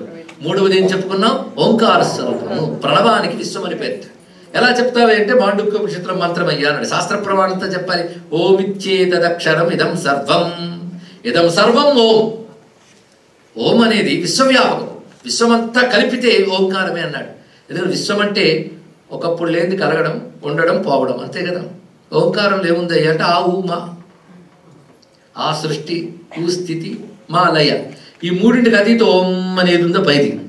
ఈ నాలుగే సృష్టి స్థితి లయలు, దానికి అతీతం. మొత్తాన్ని చెప్తుంది ఓంకారం అండి అన్నాడు. సృష్టి స్థితి లయలు విశ్వం యొక్క సబ్జెక్టు. దానికి అతీతమైన బ్రహ్మం ఓం అని చివరికి మనకి వినబడకుండా ఉండే నాదం అది. దాన్ని తురియం అంటారు. 4 కలిపి ఓంకారం. ఇది తప్ప మనకు సబ్జెక్ట్ లేదు, ఆలోచించని అన్నాడు. అదే మాండుక్యోపనిషత్తు. ఓంకారం ఎంత గొప్పదో చూడండి. మనం చెప్పకపోతే ఎవడో దాన్ని కూడా పేటెంట్ చేసి ఇవ్వగలడు. అది మనదే. అకార ఉకా మకారములు సృష్టి లయలు. సృష్టిలో ప్రతి వస్తువుకి ఆ 3 దశలు ఉంటాయి. పుట్టడం, పెరగడం, పోవడం. ఈ 3 చైతన్యం వల్లే కలుగుతున్నాయి. కానీ చైతన్యం వీటికి అతీతం కూడా. అది తురియం. ఈ 4 ఓంకారాలు ఉంటాయి. కనుక ఇప్పుడు చెప్పండి, ఓంకార సమస్తం అవునా కదా. కానీ దేన్నైనా ప్రథమ ఓంకారంతో ప్రారంభించాలి. విష్ణు సహస్రం విశ్వం అనడంతోనే ఓంకారం ప్రారంభింపబడింది. ఓంకారం యొక్క రహస్యం ఉందయ్యా అన్నాడు ఇక్కడ. ఇది విశ్వం యొక్క రహస్యాన్ని చాలా విస్తారంగా ఒక్క నామానికే భగవత్పాదుల వారు చాలా విశేషమైన భావం ఇచ్చారండి. సర్వం కల్విదం బ్రహ్మ అందరూ అంటుంటారు. నేహ నానాస్తి కించన. నేహ నానాస్తి కించన వేదమంత్రమే. అంటే బ్రహ్మము తప్ప నానాత్వం లేదు సృష్టిలో. ఉన్నది ఒకటే బ్రహ్మము. సర్వం ఖలు ఇదం బ్రహ్మ. చెప్పడం కూడా ఏంటంటే ఇదం. ఇదం అంటే నువ్వు చూపించే సమస్తం ఇదం. ఇదంతా బ్రహ్మమే కదా అన్నాడు. ఖలు అంటే కదా. కథ అన్నప్పుడు కన్ఫర్మేషన్. అది అంటే ఆ మాత్రం తెలియదా అని అర్థం అన్నాడు. ఇదంతా బ్రహ్మమే కదా అన్నాడు ఇక్కడ. సర్వం కల్విదం బ్రహ్మ అని చెప్తూ మరొక మాట అంటాడు ఉపనిషత్తులో, చాందోగ్యంలో. తజ్జలానితి శాంత ఉపాసీత. తజ్జలానితి, అదే జలమని ఉపాసించు అన్నాడు. అంటే అంతా బ్రహ్మమే, అదే జలం అన్నాడు. అంటే అదే నీరు అనుకో, అదే అర్థం కాదు. తజ్జల అంటే తజ్జ తల్లా అన్నాడు ఇక్కడ. జ అంటే జనించుట. తత్ అంటే బ్రహ్మం. అది ఇదని నిర్వచించలేవు. బ్రహ్మం ఇదని చెప్పగలవా? నోటితో చెప్పేది వస్తువు, నోటితో చెప్పలేనిది బ్రహ్మం ఇక్కడ. అదే తత్ సవితుర్వరేణ్యం చితి తత్పద లక్ష్యార్థ చిదేకర స్వరూపిణి. తత్ అది. ఆ తత్ అనే దాని నుంచే జనించింది జగత్తు. మళ్ళీ ఏమవుతుంది? దాని మీద లయిస్తుంది. తజ్జల, జన్మ లయ రెండు దాని నుంచే జరిగాది. జలం అనే మాటకు అర్థం ఇక్కడ, నీరుని కాదు ఇక్కడ. తజ్జలా ఇది అంటే ఇప్పుడు తజ్జం తల్లం. తజ్జం అంటే దాని నుంచి కలిగినది, తల్లం అంటే దానిలో లీనమవుతున్నది అన్నాడు ఇక్కడ. కానీ సృష్టి అంతా ఏ బ్రహ్మము నుంచి కలిగిందో, ఏ బ్రహ్మనందు లయమవుతుందో అది తప్ప ఈ సృష్టికి వేరే ఉనికి లేదు, బ్రహ్మమే ఉనికి అని ఉపనిషత్తు చెప్తోంది. ఇలా విశ్వం అనగానే మనకు తెలియవలసిన అంశం కనబడుతున్నదంతా విష్ణువే. ఆ విష్ణువే ఇందులో ప్రవేశించి ఉన్నాడు. ఆ విష్ణువే ఓంకార రూపుడు. ఓంకారమే సర్వజగత్తు అనే భావం విశ్వం వల్ల కలగాలి. తర్వాత నామం ఏంటండి? విశ్వం విష్ణువు. తర్వాత మాట ఇక్కడ విష్ణువు. ఆయన అసలు పేరు వచ్చింది ఇప్పుడు. ఎవరి శాస్త్రం అది? విశ్వం విష్ణువు. విష్ణువు అనగానే వేష్టి వ్యాప్నోతి ఇది విష్ణువు. ప్రపంచమంతా పరమాత్మే తెలిసింది. ప్రపంచంలో పరమాత్మ ప్రవేశించాడని తెలుసుకున్నాం. ప్రవేశించిన వాడు ఎలా ఉన్నాడు అంటే, మనం గృహం కట్టుకున్నా గృహప్రవేశం చేస్తాం. ఎక్కడుంటాం? గృహంలో. గృహంలో మళ్ళీ నీ కారణంలో నువ్వు ఉంటావు. ఇంట్లో ఉన్నాడండి అంటే మనందరూ ఆమూల సౌధపు దాపలే, ఎక్కడో ఒక దగ్గర ఉంటాం. ఇల్లంతా వ్యాపించిపోగలమా? కానీ భగవంతుడు విశ్వం అనే గృహంలో ప్రవేశించాడు అని చెప్పుకున్నాం. ప్రవేశించాడు కనుకనే దాని విశ్వం అన్నాం. ఆయన ఉన్నాడు. కానీ విశ్వం అనే మాట ఇందులో ఆయన ఉన్నాడు అని గుర్తు చేస్తుంది నీకు మాటి మాటికి. ఎలా ఉన్నాడు అంటే ఆ ఇంట్లో ఆఫీస్ రూమ్లో ఆయన ఉన్నప్పుడు, లేదా బెడ్రూమ్లో ఉన్నట్టు. అలా కాదయ్యా, వ్యాపించిపోయి ఉన్నాడు అన్నాడు ఇక్కడ. కనుక విశ్వములో ఆయన ప్రవేశించాడు. విశ్వమే తానై ఉన్నాడు. ప్రతి అణువు వ్యాపించాడు. ఆయన లేనిది లేదు, ప్రతి అణువులో వ్యాపించిపోయాడు. కనుక ముందు ప్రవేశించాడు, రెండవది వ్యాపించాడు. వేష్టి వ్యాపునోతి ఇది విష్ణువు. ఇది ఈ విష్ణు శబ్దమే చాలా అద్భుతమైనటువంటి నామాల్లో ఒకటి. అందుకే దీని మొత్తం పేరే విష్ణువు. ఆయన ప్రవేశించి వ్యాపించిపోయాడయ్యా అన్నాడు. ఈ వ్యాపకత్వం ఆయనకు ధర్మం. వ్యాప్తే మే రోదసీ పార్థ క్రాంతిశ్చాభ్యధికా మమ క్రమణాచాప్యహం పార్థ విష్ణురిత్యభిసన్నిత. మహాభారతంలో వాక్యం ఇక్కడ. అసలు విష్ణునామాలకి అన్నిటికో మహాభారతం నిరుక్తం అని ఉంది. నిరుక్తం అంటే వేదిక్ వర్డ్స్కి మీనింగ్ చెప్పేదాన్ని నిరుక్తం అంటారు. మామూలు సాహిత్యానికి అర్థం చెప్పే శబ్దాలకి నిఘంటువు, డిక్షనరీ అంటారు. కానీ వేదిక్ వర్డ్స్ అని మనం మామూలు లిటరీ వర్డ్స్లా చూడకూడదు. వాటికంటూ డిక్షనరీ వేరే ఉంటుంది. కానీ సంస్కృత పండితులు వైదిక శబ్దాలకు అర్థం చెప్పలేరు. దాని వేరే సంస్కృతం కావాలి. ఇక్కడ ఇంచుమించు దగ్గరతనం ఉన్నప్పటికీ కూడా దానికంటే ప్రత్యేక శిక్షణ కావాలి. అందులో నిరుక్తం అనేది ఒక శాస్త్రం. దాన్ని అనుసరించి భారతంలో చెప్తాడు. అది గొప్ప విషయం. చిన్నగా అందులో జ్ఞానం అంతా భారతంలో చెప్తారు. అందుకే భారతం పంచమవేదమైంది. ఇక్కడ విష్ణు శబ్దాలకు అర్థం చెప్తున్నాడు. ఈ అనంత రోదసి అంతా నేనే వ్యాపించిపోయాను, అందుకే నన్ను విష్ణు అని అంటారు అని చెప్పాడు ఇక్కడ. కానీ వ్యాపించిపోయి ఉన్నాడు ఆయన. వ్యాపించి ఏం చేస్తున్నాడు అది కూడా తెలియాలి కదా. ఉన్నాడయ్యా, వ్యాపించాడయ్యా, అయితే ఏంటి అంటే వషట్కార అన్నాడు ఇక్కడ. అద్భుతమైన వాడు చెప్పాడు ఇక్కడ. వషట్కారము అనే మాటకి అర్థం ఏంటంటే యజ్ఞస్వరూపుడు అని ఒక అర్థం. ఇది ఒక అర్థం. తర్వాత జాగ్రత్తగా చూద్దాం, ఇందులో అనేక మీనింగ్స్ ఉన్నాయి. అందుకే విష్ణు సహస్రానికి అర్థం తెలుసుకోవడం కోసం కొన్ని ఏళ్ళు కృషి చేస్తే పెద్దలు వ్యాఖ్యలు కొంత సహాయపడ్డాయి. ఆదిశంకర భగవత్పాల్ వారి వ్యాఖ్య ఉన్నది అద్వైతం ప్రకారంగా. విశిష్టాద్వైతం ప్రకారంగా భగవద్ రామానుజుల శిష్యులైనటువంటి పరాశర భట్టర్ వ్యాఖ్య ఉంది. ఇక ద్వైత సంప్రదాయంలో సత్యసంధ తీర్థుల భాష్యం ఉంది. 3 భాష్యాలు చాలా గొప్పవే. ఇందులో భగవంతుడు సగుణ రూపంగానే ఎక్కువ వర్ణన కనబడుతుంటుంది. నిర్గుణాన్ని కూడా సగుణంగా చూపించేవి. మంచిదే, భక్తిగా చాలా సహకరిస్తుంది. అంటే ద్వైతైన అద్వైతైన విశిష్టాద్వైతైన విష్ణు సహస్రం మాత్రం అందరికీ గ్రాహ్యం మనకు తెలుస్తున్నది. శంకర భగవత్పాల్ వారు అద్వైత సంప్రదాయ ప్రకారం రచించారు. దీన్ని బట్టి హిందూ మతంలో ద్వైతమైన అద్వైతమైన విశిష్టాద్వైతమైన అన్ని హిందూ మతంలో గ్రాహ్యములే. త్రిమతాచార్యుల్ని గౌరవిద్దాం, 3 సిద్ధాంతాలు మనం గౌరవిస్తాం. ఇందులో మన సందేహం ఇంద్ర భాష్యాలు వేశారు. ఇవి కాకుండా ఋషిమిప్పరిగీత అన్న మాట ఉన్నది. వేద మంత్రాలలో ఈ నామాలు చెప్పబడ్డాయి. ఆది సూత్రంగా పట్టుకుని ఏ మంత్రం అంటే ఏ నామం ఏ మంత్రంలో ఉందో రీసెర్చ్ చేస్తూ విష్ణు విద్యను పుస్తకం రాసుకోవడం జరిగింది. ఏ నామం ఏ మంత్రంలో ఉందో వెతుకుతూ వేదిక డిక్షనరీలో దీనికి మీనింగ్ ఏమై ఉంటుంది అని కూడా వెతుక్కుని రాయడం జరిగింది ఇక్కడ. ఇంకా విస్తారంగా చేస్తే విష్ణు సహస్రనామం విష్ణు విద్యగా బృహత్ గ్రంథం అయిపోయింది. దానికోసం పడ్డ తపనుందే ఎవరికో చెప్పేద్దామని కాదు, విష్ణువుని ఉపాసిద్దామని చేసిన తపనది. అది ఒక తపస్సు. అందులో చెప్పినటువంటి కొన్ని విషయములు వేదిక నిరుక్త ప్రకారంగా తీసుకుంటే వషట్కారకు ఒక అర్థం ఉంది. ముందు ఒక అర్థం తెలుసుకుందాం. యజ్ఞస్వరూప. విష్ణు అంటే యజ్ఞస్వరూపం. కానీ విష్ణు సహస్రనామం చదువుకుంటే మనకు అనేక యజ్ఞములు చేసిన ఫలితం కలుగుతుంది. యజ్ఞమే విష్ణువు. అసలు ప్రపంచమంతా దేని వల్ల నడుస్తుంది అంటే యజ్ఞం వల్ల నడుస్తుంది అనే ఒక సూత్రాన్ని మన జ్ఞానం ఇచ్చింది. యజ్ఞం అంటే ఆదాన ప్రదానం, ఇవ్వడం పుచ్చుకోవడం. ఇస్తే కానీ పుచ్చుకొని అర్హత లేదు. సృష్టిలో యజ్ఞం జరుగుతుందట. ఈ జలములన్నీ సూర్యుడైన అగ్ని యందు హుతమవుతున్నాయి. తిరిగి అక్కడి నుంచి వర్ష రూపంలో భూమి యందు వస్తున్నాయి. భూమి యందు భూగర్భంలో అగ్ని దాన్ని వివిధ సస్యాదులుగా ధాతువులుగా మార్చిస్తుంది.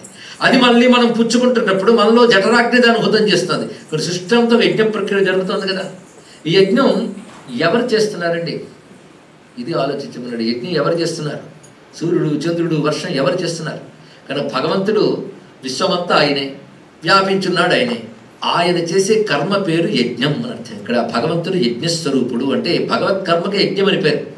భగవంతుడు చేసే పని యజ్ఞం కనుక యజ్ఞస్వరూపుడైన భగవంతుని యజ్ఞముతోనే తెలుసుకోవాలి కనుక యజ్ఞం ద్వారానే భగవంతుని ఆరాధన చేయాలి అన్నారు ఇక్కడ. కానీ యజ్ఞం అనేది భగవత్ స్వరూపము.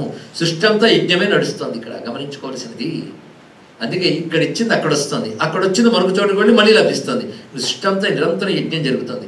యజ్ఞం జరిగేటప్పుడు ఉండవలసింది ఏంటంటే త్యాగపూర్వక కర్మని యజ్ఞం అంటారు.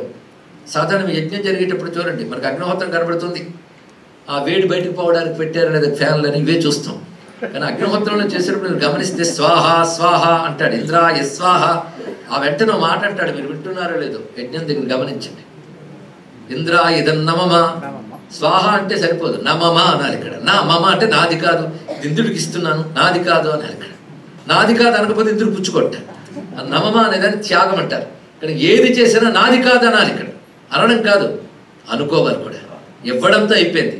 వాళ్ళు నాది నాది అనుకోరు. ఒక ఆయన పెద్ద గిఫ్ట్ ఇచ్చాడు ఒకరికి. ప్రతిరోజు వాళ్ళ ఇంటికి వెళ్తున్నాడు. వెళ్తున్నాడు ప్రతిసారి ఇంకోటి తీసుకొస్తున్నాడు. నేనే ఇచ్చాను చెప్తున్నాడు తీసుకెళ్ళి. దాంతో వాడు విసుగుపోయి వస్తువు గిఫ్ట్ పట్టుకో అని ఇచ్చాడు. అలాగా వస్తువు ఇవ్వడంతో కాదు, ఆ వస్తువు నాదనే భావాన్ని కూడా వదిలేయాలండి ఇక్కడ. దేవతలకి అది ప్రాసెస్గా చెప్పారు. ఇంద్రాయ స్వాహ ఇంద్రాయ నమః అని చెప్పారు. ఇది గుర్తుపెట్టుకోండి. ఇక్కడ త్యాగపూర్వక కర్మ. అరే నువ్వు ఇంత యజ్ఞం చేస్తావు, అంత చేశానని చెప్పుకుంటుంటే ఏం త్యాగం? చిత్రం ఏంటంటే నువ్వు వేధిస్తే అది రాదు. మీరు డబ్బా నెయ్యితో హోమం చేశారు, అగ్నిహోత్రుడు సంతోషించి మీ ఇంటికి 3 డబ్బాలు నెయ్యి పంపించాడు, ఒప్పుకుంటానంటే ఇక్కడ అంతే కదా. అక్కడ సమిధులు 4 పెట్టారు, 400 కర్రలు పంపిస్తాడు మీ ఇంటికి. ఎందుకంటే యజ్ఞం చేస్తున్నాం మనం. వేసేది ఆజ్యం, కోరేది సంపదలు.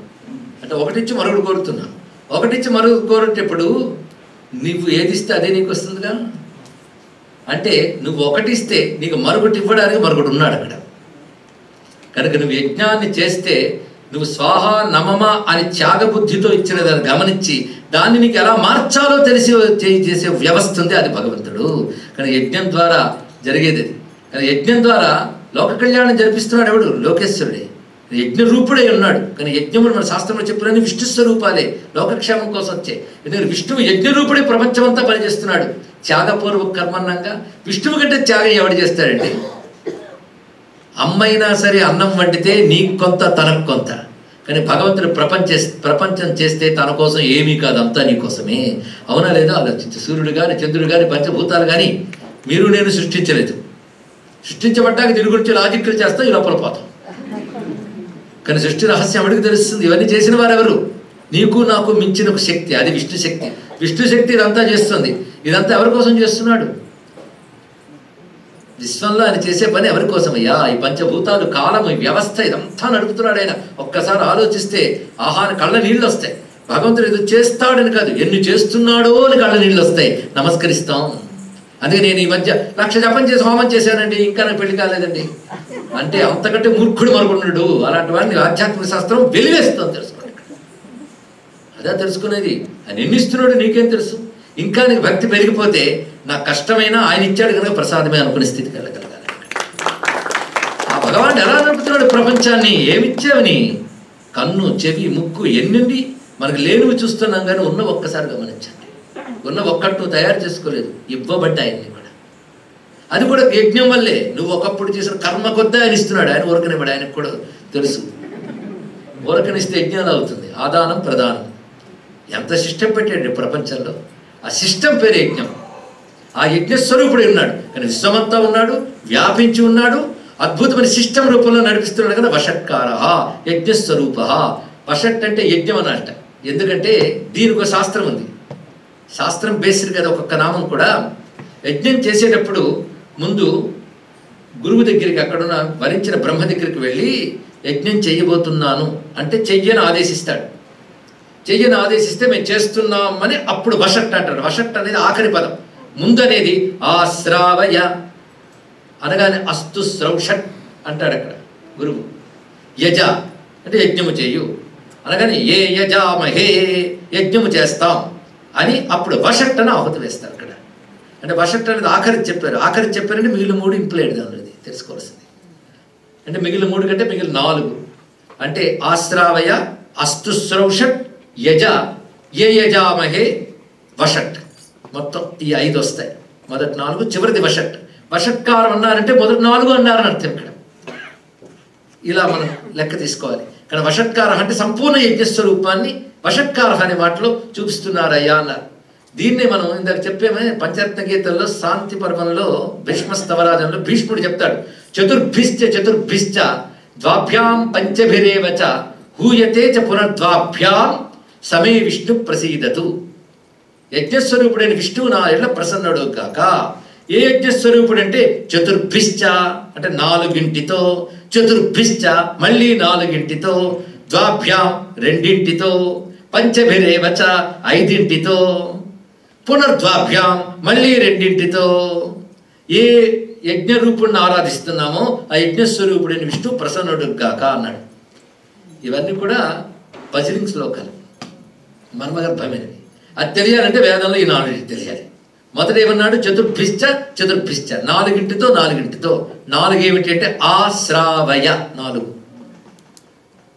మళ్ళీ చతుర్భిశ్చ ఆస్తు శ్రౌ షట్ 4, చతుర్భిశ్చ ద్వాభ్యాం 2 అంటే తర్వాత శబ్దం యజ 2 అక్షరాలు, తర్వాత పంచభిహి 5 అక్షరాలు, ఏ య జ మ హే 5 అక్షరాలు.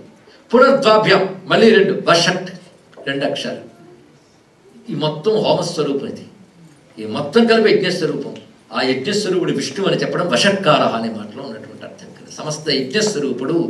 ఎన్ని యజ్ఞనామాలు ఉన్నాయో విష్ణు శాస్త్రంలో ఇందాక చెప్పిన ఆ టేబుల్స్లో ఇది చేర్చుకోండి. ఎన్ని యజ్ఞనామాలు ఉన్నాయో వెతకండి. యజ్ఞ యుజ్జో మహిత్యశ్చ క్రతుస్సత్రం శతాంగతి వచ్చిందా లేదా? అదేవిధంగా చివరికి వస్తే యజ్ఞో యజ్ఞపతి యజ్వా యజ్ఞాంగో యజ్ఞవాహన. వేదమే చెప్తుంది యజ్ఞో వై విష్ణు. విష్ణు అంటే యజ్ఞస్వరూపుడయ్యా అన్నాడు ఇక్కడ. యజ్ఞం అనగా లోక కళ్యాణం కోసం చేసి సత్కర్మ. సర్వదేవతలు ప్రసన్నులై వాళ్ళ వల్ల ప్రకృతి బలవంతమై ప్రకృతి వల్ల మనకు క్షేమంగా ఉండే క్రతువు పేరు యజ్ఞం. ఆ యజ్ఞం అనే క్రతువులో యజ్ఞస్వరూపుడు ఆయన, యజ్ఞము ద్వారా ఫలితాన్ని ఇచ్చేవాడైన యజ్ఞం ఆయన. బ్రహ్మార్పణం బ్రహ్మహవి బ్రహ్మాగ్నౌ బ్రహ్మణాహుతం బ్రహ్మైవతేన గంతవ్యం బ్రహ్మకర్మ సమాధిన. అది విష్ణు శాస్త్రం యజ్ఞరూపుడైన విష్ణువుని స్తుతిస్తుంది. ఇది ఒక రహస్యం. ఒక గొప్ప సాధకుడు సాధన చేస్తూ చేస్తూ విష్ణు శాస్త్రం చదువుతూ తాదాత్మ్య స్థితిలో ఉంటే ఆయనకి యజ్ఞం చేస్తున్న అనుభూతి కలిగిందిట. అతనికి ఏం తెలియదు, భక్తి ఒకటి ఉంది. ఏమి తెలియకపోయినా భక్తి ఉంటే భగవంతుడు అన్నీ తెలియజేస్తాడు. అయితే జ్ఞానమైన ఉండాలి లేదా భక్తి అయినా ఉండాలి. రెండు లేని వాడికి ఏమనాలో మనకు తెలియదు. అతనికి యజ్ఞం చేసిన ఫీలింగ్ కలిగిందండి అని చెప్పాడు. నిజమేనయ్యా, విష్ణు శాస్త్రం యజ్ఞస్వరూపం కనుక నీకు భావం కలిగింది అని చెప్పడం జరిగింది ఇక్కడ. అదే ఎన్ని యజ్ఞాలు చేస్తామో ఎన్ని క్రతువులు చేస్తామో మనకు తెలియదు. తెలిసి చేద్దామన్నా చేయడానికి తెలియజేసేవాళ్ళు లేరు ఈ కలియుగంలో. సరైన యజ్ఞాలు జరగట్లేదు. కానీ యజ్ఞాలు ఒకదాని కూడా జరిగితే ప్రకృతులు విపరీతాలు జరుగుతాయి. అందుకే ఎంత డబ్బు కట్టాడో వాడి చేత నెయ్యి వేయించేస్తామంటే అది మరో ప్రమాదం. ఇక్కడ శాస్త్రవిహితంగా జరిగితేనే యజ్ఞం, శాస్త్ర విరుద్ధంగా జరిగితే ప్రమాదం. అశాస్త్ర విహితం ఘోరం అన్నాడు కృష్ణ పరమాత్మ. కనుక మనకి ఏ యజ్ఞాలు తెలుసు? విష్ణు శాస్త్రం చదువుకుంటూ ఆ యజ్ఞేశ్వరుని తలంచుకుంటే సర్వయజ్ఞములు చేసిన ఫలితం ఇస్తారండి. అది వషట్కార అంటే యజ్ఞస్వరూప. యజ్ఞరూపుడే విశ్వాన్ని నడుపుతున్నాడు ఆయన. అందుకే ఏవం ప్రవర్తిత చక్రం నానువర్తయతి హయ అఘాయరింద్రియారామో మోఘ పార్థ సజీవతి అని గీతలో చెప్తూ యజ్ఞచక్రం నడుస్తోందయ్యా. అది యజ్ఞం వల్లనే అన్నీ లభిస్తున్నాయి. యజ్ఞం వల్ల వృష్టి కలుగుతుంది, వృష్టి వల్ల అన్నం, అన్నం వల్ల జన్మ, ప్రజలు. ఇది చక్రం, యజ్ఞచక్రం. ఇక్కడ వృష్టి అంటే పైనుంచి కడుతున్న వర్షం అని మాత్రమే కాదు. ఈ సృష్టిలో ఏది కురుస్తోందన్నా లభిస్తోందన్నా అది ఒకప్పుడు యజ్ఞం వల్లే లభిస్తుంది. యజ్ఞో యజ్ఞేన కల్పతాం అది అర్థం. యజ్ఞతత్వం చాలా విశేషం. ఒక దాని గురించే పెద్ద ప్రవచనం చేయొచ్చు. ఆ యజ్ఞస్వరూపంతో వషట్కార అనే మాటలో ఉందండి. ఇది ఒక అర్థం. ఇప్పుడు నిరుక్తంలో వషట్కారానికి ఏమర్థం ఉందో చూద్దాం. వషట్ అంటే ఓజస్ సహశక్తి సంపన్న వషట్ అని మాట చెప్పారు. ఓజస్సు సహస్సు అనే 2 శక్తులు కలిస్తే వషట్ అని అన్నారు. మళ్ళీ ఓజస్సు వచ్చింది కనుక విష్ణు సహస్రం మరో నామం. అన్ని నామాలు చెప్పుకోలేం కనుక ఒక నామానికి మరొక నామంతో ముడి ఉంటుంది, తెచ్చుకోవచ్చు. ఓజస్ తేజో ద్యుతిధర ఉన్నదా లేదా? అక్కడ ఓజస్సు సహస్సు ఇచ్చా శబ్దాలు వస్తాయి. అలాగే గాయత్రి అనుష్ఠానం చేసే వారికి ఓజోసి సహోసి బలమసి భ్రాజోసి తెలుసు. ఓజోసి సహోసి, ఓజస్సు సహస్సు ఈ 2 భగవత్ శక్తులుంట. ఇది ఓజస్సు అంటే ఏమిటి, సహస్సు అంటే ఏమిటో తెలియాలి ఇక్కడ. ఓజస్సు అంటే బలం అని అర్థం. ఏ బలాన్ని ఓజస్సు అనాలి అది కూడా తెలియాలి కదా. నాకు చాలా ఓజస్సు ఉందండి అనుకుంటావేమో. ఓజస్సు అనేది భగవంతుడి యొక్క బలాన్ని ఓజస్సు అనాలి అన్నాడు. నీలో అసలు బలం ఆయనే గనక బలం ఓజస్సు ఆయన స్వరూపమే. ఆ మాట అన్నాడా లేదా ప్రహ్లాదుడు? బలయుతులకు దుర్బలులకు బలమెవ్వడు, నీకు నాకు బ్రహ్మాదులకు బలమెవ్వడు, ప్రాణులకు బలమెవ్వండట్టి విభుడు బలము సరేంద్ర మహోత్సాహో మహాబల. ఆ నామాలు ఇందులోవే చూసారు. ఒక్క నామం చెప్తున్నాను అంటున్నాను కానీ బోర్డు వెళ్ళిపోతున్నాయి. ఎన్ని నామాలు ఒకరోజు చెప్పుకుంటామో అదో దృష్టితో వినండి సరిపోతుంది. కానీ ఓజస్సు అంటే ఏమిటి? బలం. ఏ బలాన్ని ఓజస్సు అనాలో చెప్పాడు ఇక్కడ. యద్బలం కామరాగ వివర్జితం ఐశ్వరం తద్బలం ఓజస్. ఇది భగవత్పాల వారు భగవద్గీత భాష్యంలో ఓజస ధారయామ్యహం ఓజస దగ్గర ఓజస్ శబ్దానికి అర్థం చెప్తూ చెప్పారు. యద్బలం కామరాగ వివర్జితం అంటే ఎవడి బలానికి కామము రాగము ఉండవో అన్నాడు ఇక్కడ. మనం బలం చూపించాము అంటే దాని కోరిక ఉంటుంది, దాని అటాచ్మెంట్ ఉంటుంది. భగవంతుడు తన బలంతో ప్రపంచాన్ని నడుపుతున్నాడు.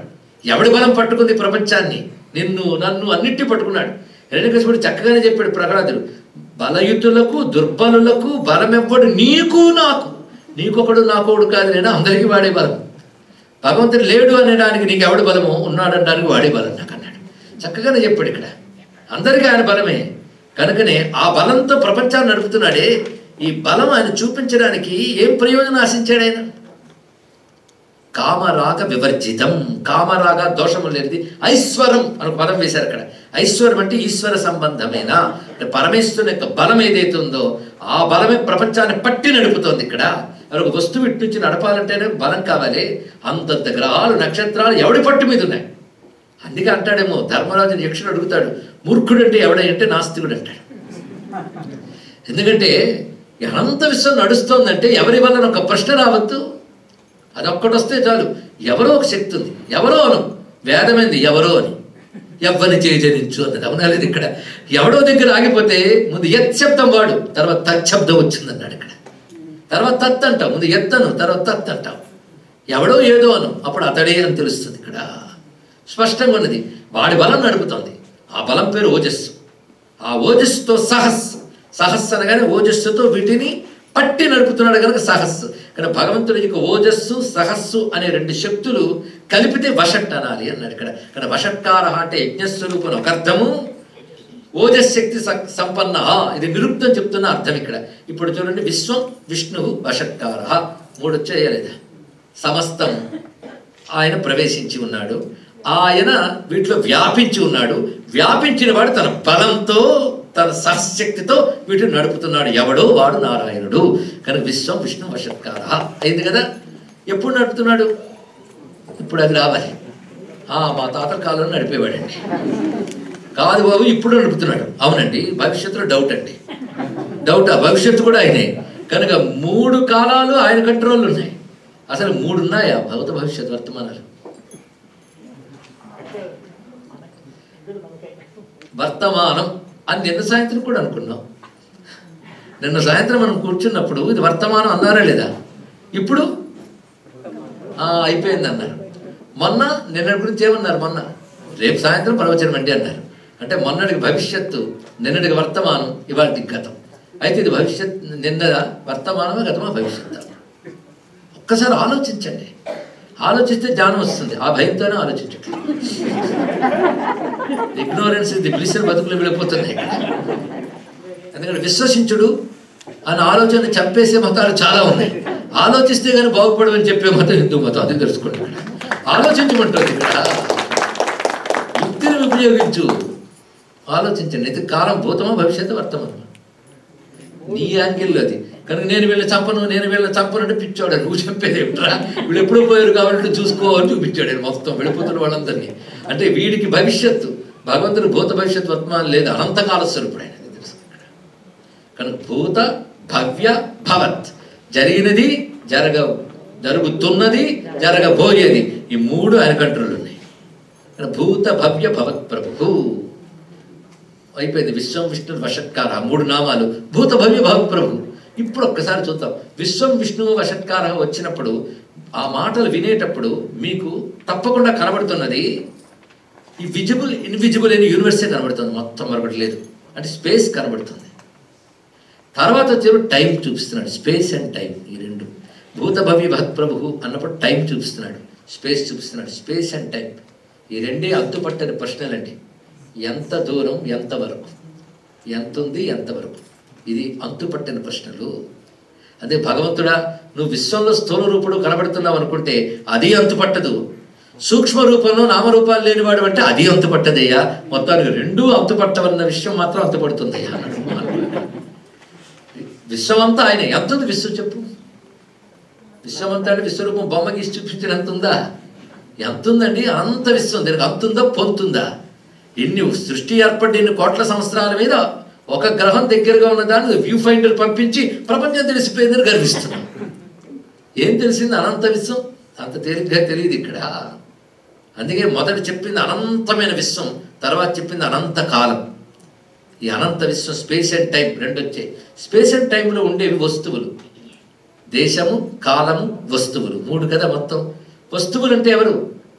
అనంత కాలంలో అనంత విశ్వంలో పుడుతూ వెళ్ళిపోతున్న వాళ్ళే. వీళ్ళని ఏమనాలి?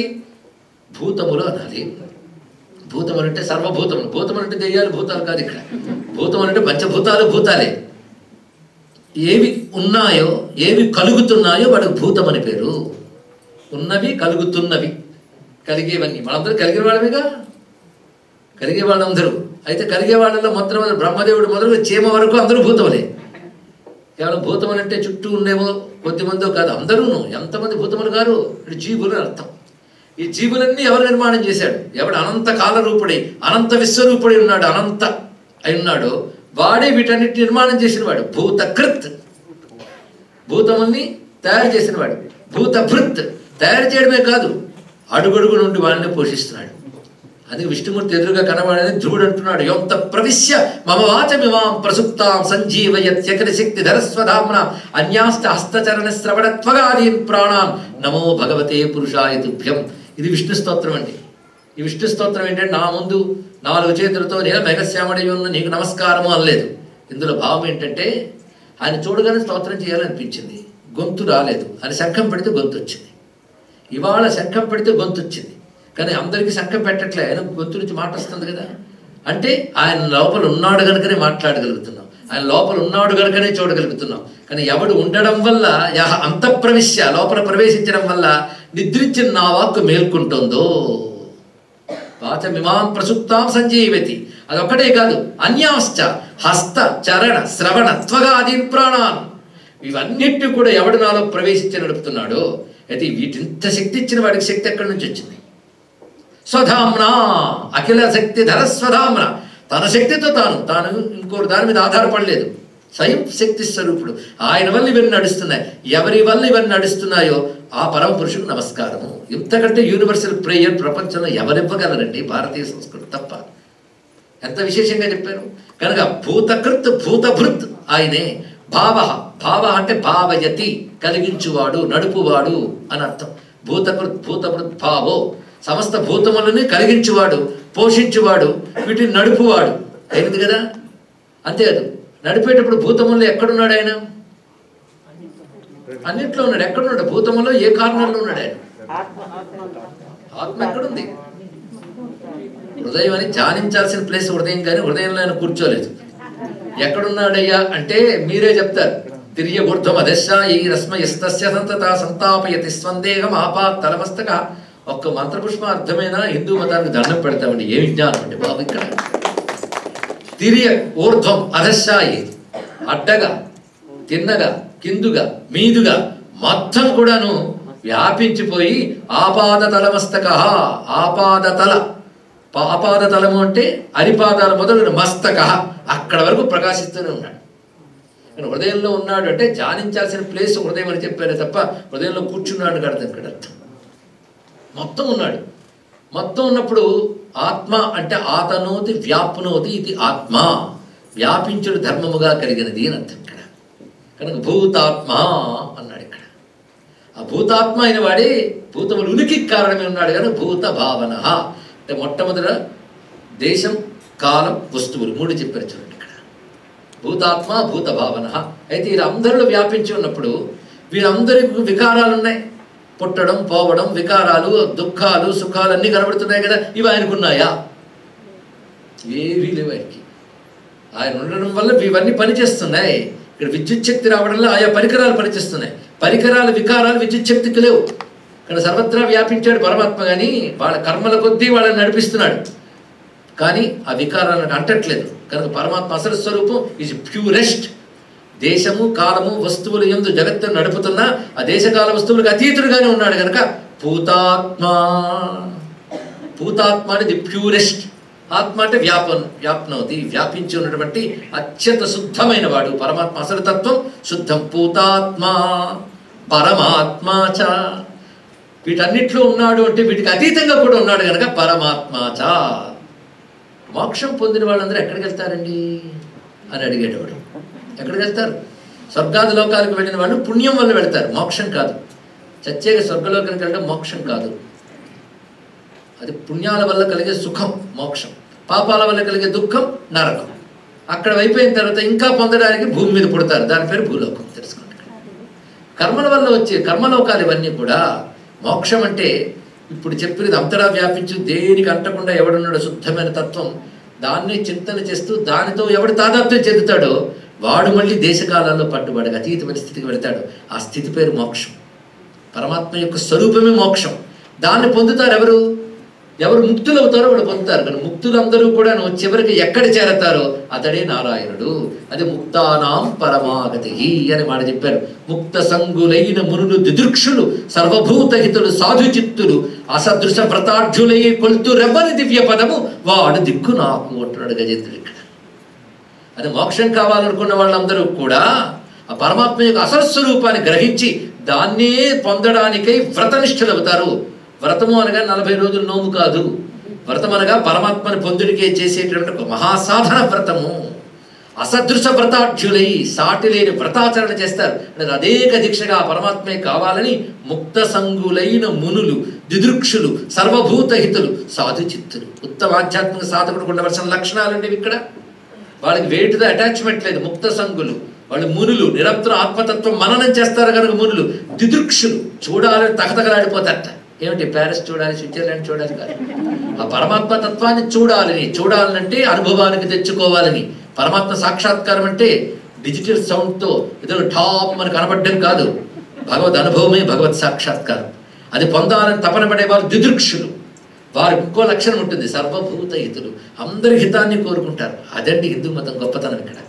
అంతే, నా మతంలో చేరావా నీకు హితమే, చేరలేదా చంపేస్తా జాగ్రత్త అనేటువంటి వాళ్ళకి భగవంతుడు ఉన్నాడా తెలుసుకోండి. అలాంటివి గొప్పవని చెప్పగలమా?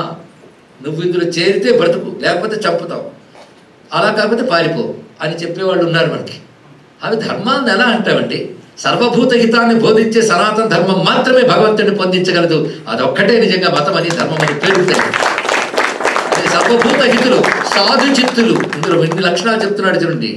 ఈ లక్షణాలు ఉన్నవాళ్ళు అసదృశ వ్రతాఢ్యులై కొలుతురెవ్వని దివ్య పదం. ఎవరి దివ్య పదాన్ని పొందాలని ఈ లక్షణాలు ఉన్నవాళ్ళు కొలుచుకుంటారో ఆ నారాయణుడు నాకు దిక్కు అన్నాడు ఇక్కడ. అంటే ఈ లక్షణాలు ఉన్న వాళ్ళందరూ మోక్షమని ఎక్కడికి చేరుతున్నారో ఆ చోటే నారాయణుడు. ముక్తానాం పరమాగతి, ముక్త పురుషులు పొందేటువంటి పరమమైన స్థానము. మోక్షం అంటే పరమాత్మను పొందుటే. ముక్తానాం పరమాగతి. ఆయన ఎలా ఉంటాడు అది చెప్పడానికి వీలునామాలు. అవ్యయ, తరుగుదల లేనివాడు, అనంతమైన వాడు. పురుష, నిన్నని చెప్పుకున్న పూర్ణత్వాత్ పురుష. సాక్షి, సాక్షి అంటే సమ్యక్ ఈక్షణ శక్తి గలవాడు సాక్షి. ప్రతిదీ గమనిస్తాడు, అన్ని కాలాలు, అన్ని వస్తువులు, అన్ని దేశాలు గమనించేవాడు. వర్తమానం వర్తమానమే చూస్తాం, గతం గతమే, కానీ సర్వకాలాన్ని ఏకకాలంలో తెలుసుకునేవాడు. సాక్షి అంటే అదర్థం. అందుకని ఏం జరగని నామాన్ని నేను చూస్తూ ఉంటానడం కాదు సాక్షి అంటే. సమ్యక్ ఈక్షణం అంటే అర్థం ఇదండి ఇక్కడ. సాక్షి శబ్దంలో మరొక అర్థం ఉంది, దేనికి అంటని వాడు. ఎంత గమనిస్తాడు, వారి కర్మల ఫలాలు వాళ్ళకి అందిస్తాడు, తాను శుద్ధంగానే ఉంటాడు. అది సాక్షి, గొప్ప మాట అది. అవ్యయ పురుష సాక్షి. క్షేత్రజ్ఞ, ఇదం శరీరం కౌంతేయ క్షేత్రమిత్య విధీయతే ఏతద్యో వ్యక్తితం ప్రాహు క్షేత్రజ్ఞ తద్విద. ఈ శరీరం క్షేత్రం. క్షేత్రం అంటే ఎనర్జీ ఫీల్డ్ అంటే. ఈ క్షేత్రంలో తెలుసుకునే శక్తిగా ఉన్నాడు వాడి చైతన్యం, వాడి క్షేత్రజ్ఞుడు. ఈ క్షేత్రంలో మనం ఉన్నాం కానీ క్షేత్రం గురించి మనకి ఏమీ తెలియదు. కడుపు నొప్పి వస్తే ఎందుకో మనకు తెలియదు, స్కాన్ చేస్తే కొంత తెలుస్తుంది. ఈ శరీరం నేను గర్వించడానికి ఏముందండి ఇక్కడ? ఈ క్షేత్రం గురించి సంపూర్ణంగా తెలిసిన వాడు బుద్ధికి, ప్రాణానికి, ఇంద్రియాలకి, అన్నిటికీ కూడా చైతన్యం ఇచ్చేవాడు క్షేత్రజ్ఞుడు. అతని క్షేత్రజ్ఞ. అక్షర, నాసరహితుడు. ఏవచ, ఇదే భగవత్తత్వం. ఏవచ, ఇది మాత్రమే. అయిపోయిందండి విష్ణు సహస్రం. ఇక్కడ వరకు వస్తే విశ్వం విష్ణు వషట్కార భూత భవ్య భవత్ప్రభు భూతకృత్ భూతకృద్భావో భూతాత్మ భూతభవన భూతాత్మ పరమాత్మ చ ముక్తానాం పరమాగతి అవ్యయ పురుష సాక్షి క్షేత్రజ్ఞక్షర ఏవచ యోగో యోగ విధాం నేత ప్రధాన పురుషేశ్వర అని యోగస్వరూపుడయ్యా అన్నాడు. యోగమే ఆయన స్వరూపం. అంటే పరమాత్మను పొందాలి అంటే పొందబడేవాడు భగవానుడు, కానీ పొందే సాధనం కూడా భగవంతుడే అన్నాడు. ఆ సాధనం పేరు యోగం. యోగం భగవంతుడు. యోగం అనే మాటకి శాస్త్రంలో చెప్తున్న నిర్వచనం ఏంటంటే, ఇంద్రియాలని నిగ్రహించి మనస్సును ఏకీకృతం చేసి క్షేత్రజ్ఞుడికి పరమాత్మకి అభేదాన్ని తెలుసుకోవడమే యోగము. ఈ మాట ఎవరు చెప్పారు?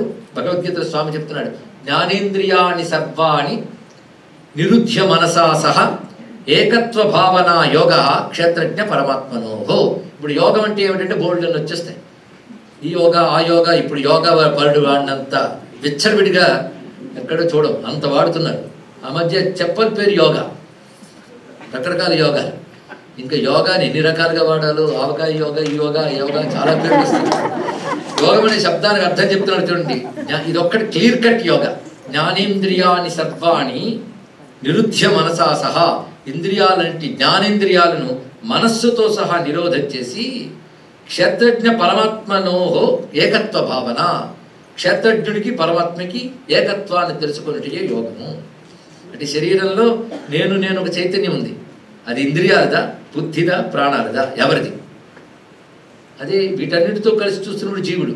ఈ చైతన్యంగా నేననేది ఎవరితో ఉందంటే పరమాత్మ ఉండడం వల్ల ఉంది కనుక నేననే చైతన్యానికి పరమాత్మ భేదం లేదని తెలుసుకుంటా ఆ తెలిసిన స్థితులు నిలబెట్టుట యోగము అన్నాడు. ఆ యోగంలో ఎవరున్నారు? ఆ స్టేట్కి వెళ్తే ఎవరున్నారు? జీవుడిని వేరే లేడు, ఒకటైపోయింది ఇక్కడ. కానీ యోగం ఆయన స్వరూపం. అందుకే యోగ, విష్ణువు యొక్క స్వరూపమే యోగ. ఈ యోగం ఎవరైతే తెలుసుకుంటానికి సాధన చేస్తారో ఆ యోగుల్ని ఆయనే రక్షించుకుంటాడు. తన కోసం వచ్చే వాళ్ళని తానే రప్పించుకుంటాడు. ఈ వాక్యం గుర్తుపెట్టుకోండి. మనం రప్పించలేదంటూ ఆయన కోసం వెళ్ళట్లేదు, బడాయి కంటున్నాం అంతే. యోగో యోగ విదాం నేత, యోగవేత్తలందరికీ ఆయన ప్రభు. ప్రధాన పురుషేశ్వర, ప్రధానము పురుష ఈశ్వర. ప్రధానం అంటే ప్రకృతి అని అర్థం. ఈ సృష్టి అంతా ప్రకృతి నుంచి, మెటీరియల్ ప్రకృతి, మెటీరియల్ కాజ్ ప్రకృతి. కానీ ప్రకృతి పరమాత్మ వల్లనే పనిచేస్తుంది. కానీ అందుకు ప్రకృతి కూడా ఆయన విరోధం కాదు. ఆయన స్వరూప ప్రకృతి. పురుష, ఈ శరీరం నేను అనుకునే జీవుడు. ప్రధాన పురుష, ఈ రెండింటి నియమించేవాడు ఈశ్వరుడు. ప్రధాన పురుష ఈశ్వర. వ్యవహారంలో నేను జీవుణ్ణి, ఇది ప్రకృతి. ఈ శరీరం కూడా ప్రకృతి, నేను జీవుణ్ణి, ఆయన ఈశ్వరుడు. మూడు ఈశ్వరుడేనయ్యా అని చెప్తున్నాడు. ప్రధాన పురుష ఈశ్వర. మొదట భేదం కనిపిస్తుంది, క్రమంగా భేదమే తెలియాలి. ప్రధాన పురుష ఈశ్వర, ప్రకృతి, జీవుడు, ఈశ్వరుడు, మూడు రూపములతో ఉన్నవాడు నారాయణుడు. ఇప్పటితో విష్ణు శాస్త్రం నిజానికి అయిపోయిందండి. అంటే రేపటి నుంచి రాక్కర్లేదండి అని కాదు. ఇప్పటి వరకు చెప్పిందంతా ఒక్కసారి తీసుకుంటే ప్రధాన పురుషేశ్వరతో అయిపోయింది మొత్తం. భగవతత్వం ఇంకేం చెప్తావు? సర్వదేశకాలములు ఎందున్నాడు, వీటికి అతీతంగా ఉన్నాడు. సర్వభూతులను సృష్టిస్తూ నడిపిస్తూ వాటి కర్మను గుర్తి కదిలిస్తూ ఉన్నప్పటికీ వాడికి అంటకుండా శుద్ధుడైనటువంటి వాడు. అందుకే వీటిలో ఉంటూనే వీడికి అతీతుడు కనుక పరమాత్మ అన్నాం. ఆ పరమాత్మనే ముక్త సంగులేని ముళ్ళు పొందుతారు, ముక్తానాం పరమాగతి. ఆయన ఏ తరుగుదల లేని అవ్యయుడు, ఆయన సాక్షిగా జగత్తుని గమనిస్తున్న పరిపూర్ణుడు, అవ్యయ పురుష సాక్షి. క్షేత్రముడు ఎందుకు క్షేత్రజ్ఞుడుగా ఉన్నటువంటి వాడు ఆయనే. క్షేత్రజ్ఞ అక్షర, ఆయనే యోగస్వరూపుడు. ఆ క్షేత్రజ్ఞుడు తెలుసుకోగలిగితే క్షేత్రముతో తాదాత్మ్యం చెందిన జీవుడు క్షేత్రజ్ఞుని పరమాత్మతో గడుస్తున్నాడు. ఆ యోగం కావాలి. యోగంలో తెలియబడుతున్నవాడు యోగ. యోగ విదాం నేత ప్రధాన పురుష ఈశ్వర. ఇదంతా కలిపి ఒక్క రూపం ధరించి వస్తే ఎంత బాగుంటుందండి. ఇప్పటి వరకు చెప్పిన తత్వం అంతా కలిసి ఒక్క రూపం ధరించి వస్తే ఆయనకు చాలా బాగుంటుంది కదా. వపుహు అంటే రూపం. ఇంతవరకు చెప్పినది నిరాకార నిర్గుణమైన విష్ణుతత్వం. ఆ విష్ణుతత్వం అంతా ఒక్క రూపం ధరించి రావాలి అంటే ఇదిరా విష్ణువు, ఇదిరా విష్ణువు అని చెప్తూనే ఉన్నాడు పిల్లాడు. అర్థం కాక వాడు లేడురా అంటాడు. వాడు అంతటా ఉన్నవాడు వాడే, వాడి తప్ప మరొకట్లేదు అంటే ఇంతవరకు అంతటా ఉన్నాడు అని చెప్తున్నావే, ఈ స్తంభంలో ఉన్నాడా అని అడిగాడు. అడిగితే డౌట్ నీకా నాకా? నీకు డౌట్, నాకు లేదు పో అన్నాడు. అంతటా ఉన్నాడని చెప్పి స్తంభంలో ఉన్నాడా? ఏంటి పిచ్చా ఏంటి నీకు? అంబోజాసునుడాదిగాగతుడ పర్యంతంబు విశ్వాత్ముడి సంభావంబున నుండు ప్రౌఢ విపుల స్తంభమునందుండడే. స్తంభాంతర్గతుడయ్యు నుండుటకు ఏ సందేహము లేదు. నిర్దంభత్వంబున నేడు కానబడు ప్రత్యక్ష స్వరూపంపునన్. ఎలా వచ్చేసిందో ప్రహ్లాదుడి నోటంట. అంతటా వ్యాపించిన విష్ణు ఆయన నోట పలికించాడు. ఏమని? అంతటా ఉన్నాడు చెప్తున్న స్తంభం ఉంటాడు అంటాడా? నీకు డౌట్ నాకు అర్థమైందిలే. నీకు ప్రత్యక్షం కావాలి. ప్రత్యక్షం అంటే ప్రతి అక్షం ప్రత్యక్షం. ఇంద్రియాలకు ఎదురుగా కనబడితే ప్రత్యక్షం. నేను చెప్పినది విశ్వం విష్ణు వషట్కార భూతభవ్య భక్ప్రభు నుంచి ప్రధాన పురుషేశ్వర వరకు ఎక్కడ రూపం లేదు చూడండి. కేవలం పరమాత్మ అంటే చెప్పబడుతుంది. అది నీకు చెప్తే నీకు అర్థం కాలేదు కదా, ఇప్పుడు నీకు ప్రత్యక్షం అవుతాడని చెప్పాడు ఇక్కడ. అంటే ఆ తత్వం ఏదుందో అది ఫార్మ్ తీసుకుని వస్తుంది నీకోసం. ఇప్పుడు ప్రత్యక్ష స్వరూపం పునః నీకు ప్రత్యక్షం అవుతుంది ఇప్పుడు అన్నాడు ఇక్కడ. ఆయన అన్నాడు వచ్చేసాడా నరసింహస్వామి. ఆయన సత్యం చెప్పాడు, నీకు కనబడతాడు ఇప్పుడు అన్నాడు ప్రహ్లాదుడు. నువ్వు అలా నేను వచ్చేస్తానని చెప్పాడండి. ప్రహ్లాదుని చాలా పరికించాడు ఎవడు? ఆయనే. నేడు కానబడు ప్రత్యక్ష స్వరూపం పునః అనగానే అప్పటికి అర్థం కాలేదు. ప్రశ్నమవుతాడు అంటున్నాడు కదా అని స్తంభాన్ని ఒక్కడు వేశాడు. ధనుజేంద్రుండర చేత వేసను. దేన్ని? హరిజను సంరంభము స్తంభము కొట్టగానే చీల్చుకుని వచ్చింది. నారసింహ వపు శ్రీమాన్ కేశవ పురుషోత్తమ ఈ మొత్తం తత్వం అంతా ఒక రూపం ధరించి వచ్చాడు.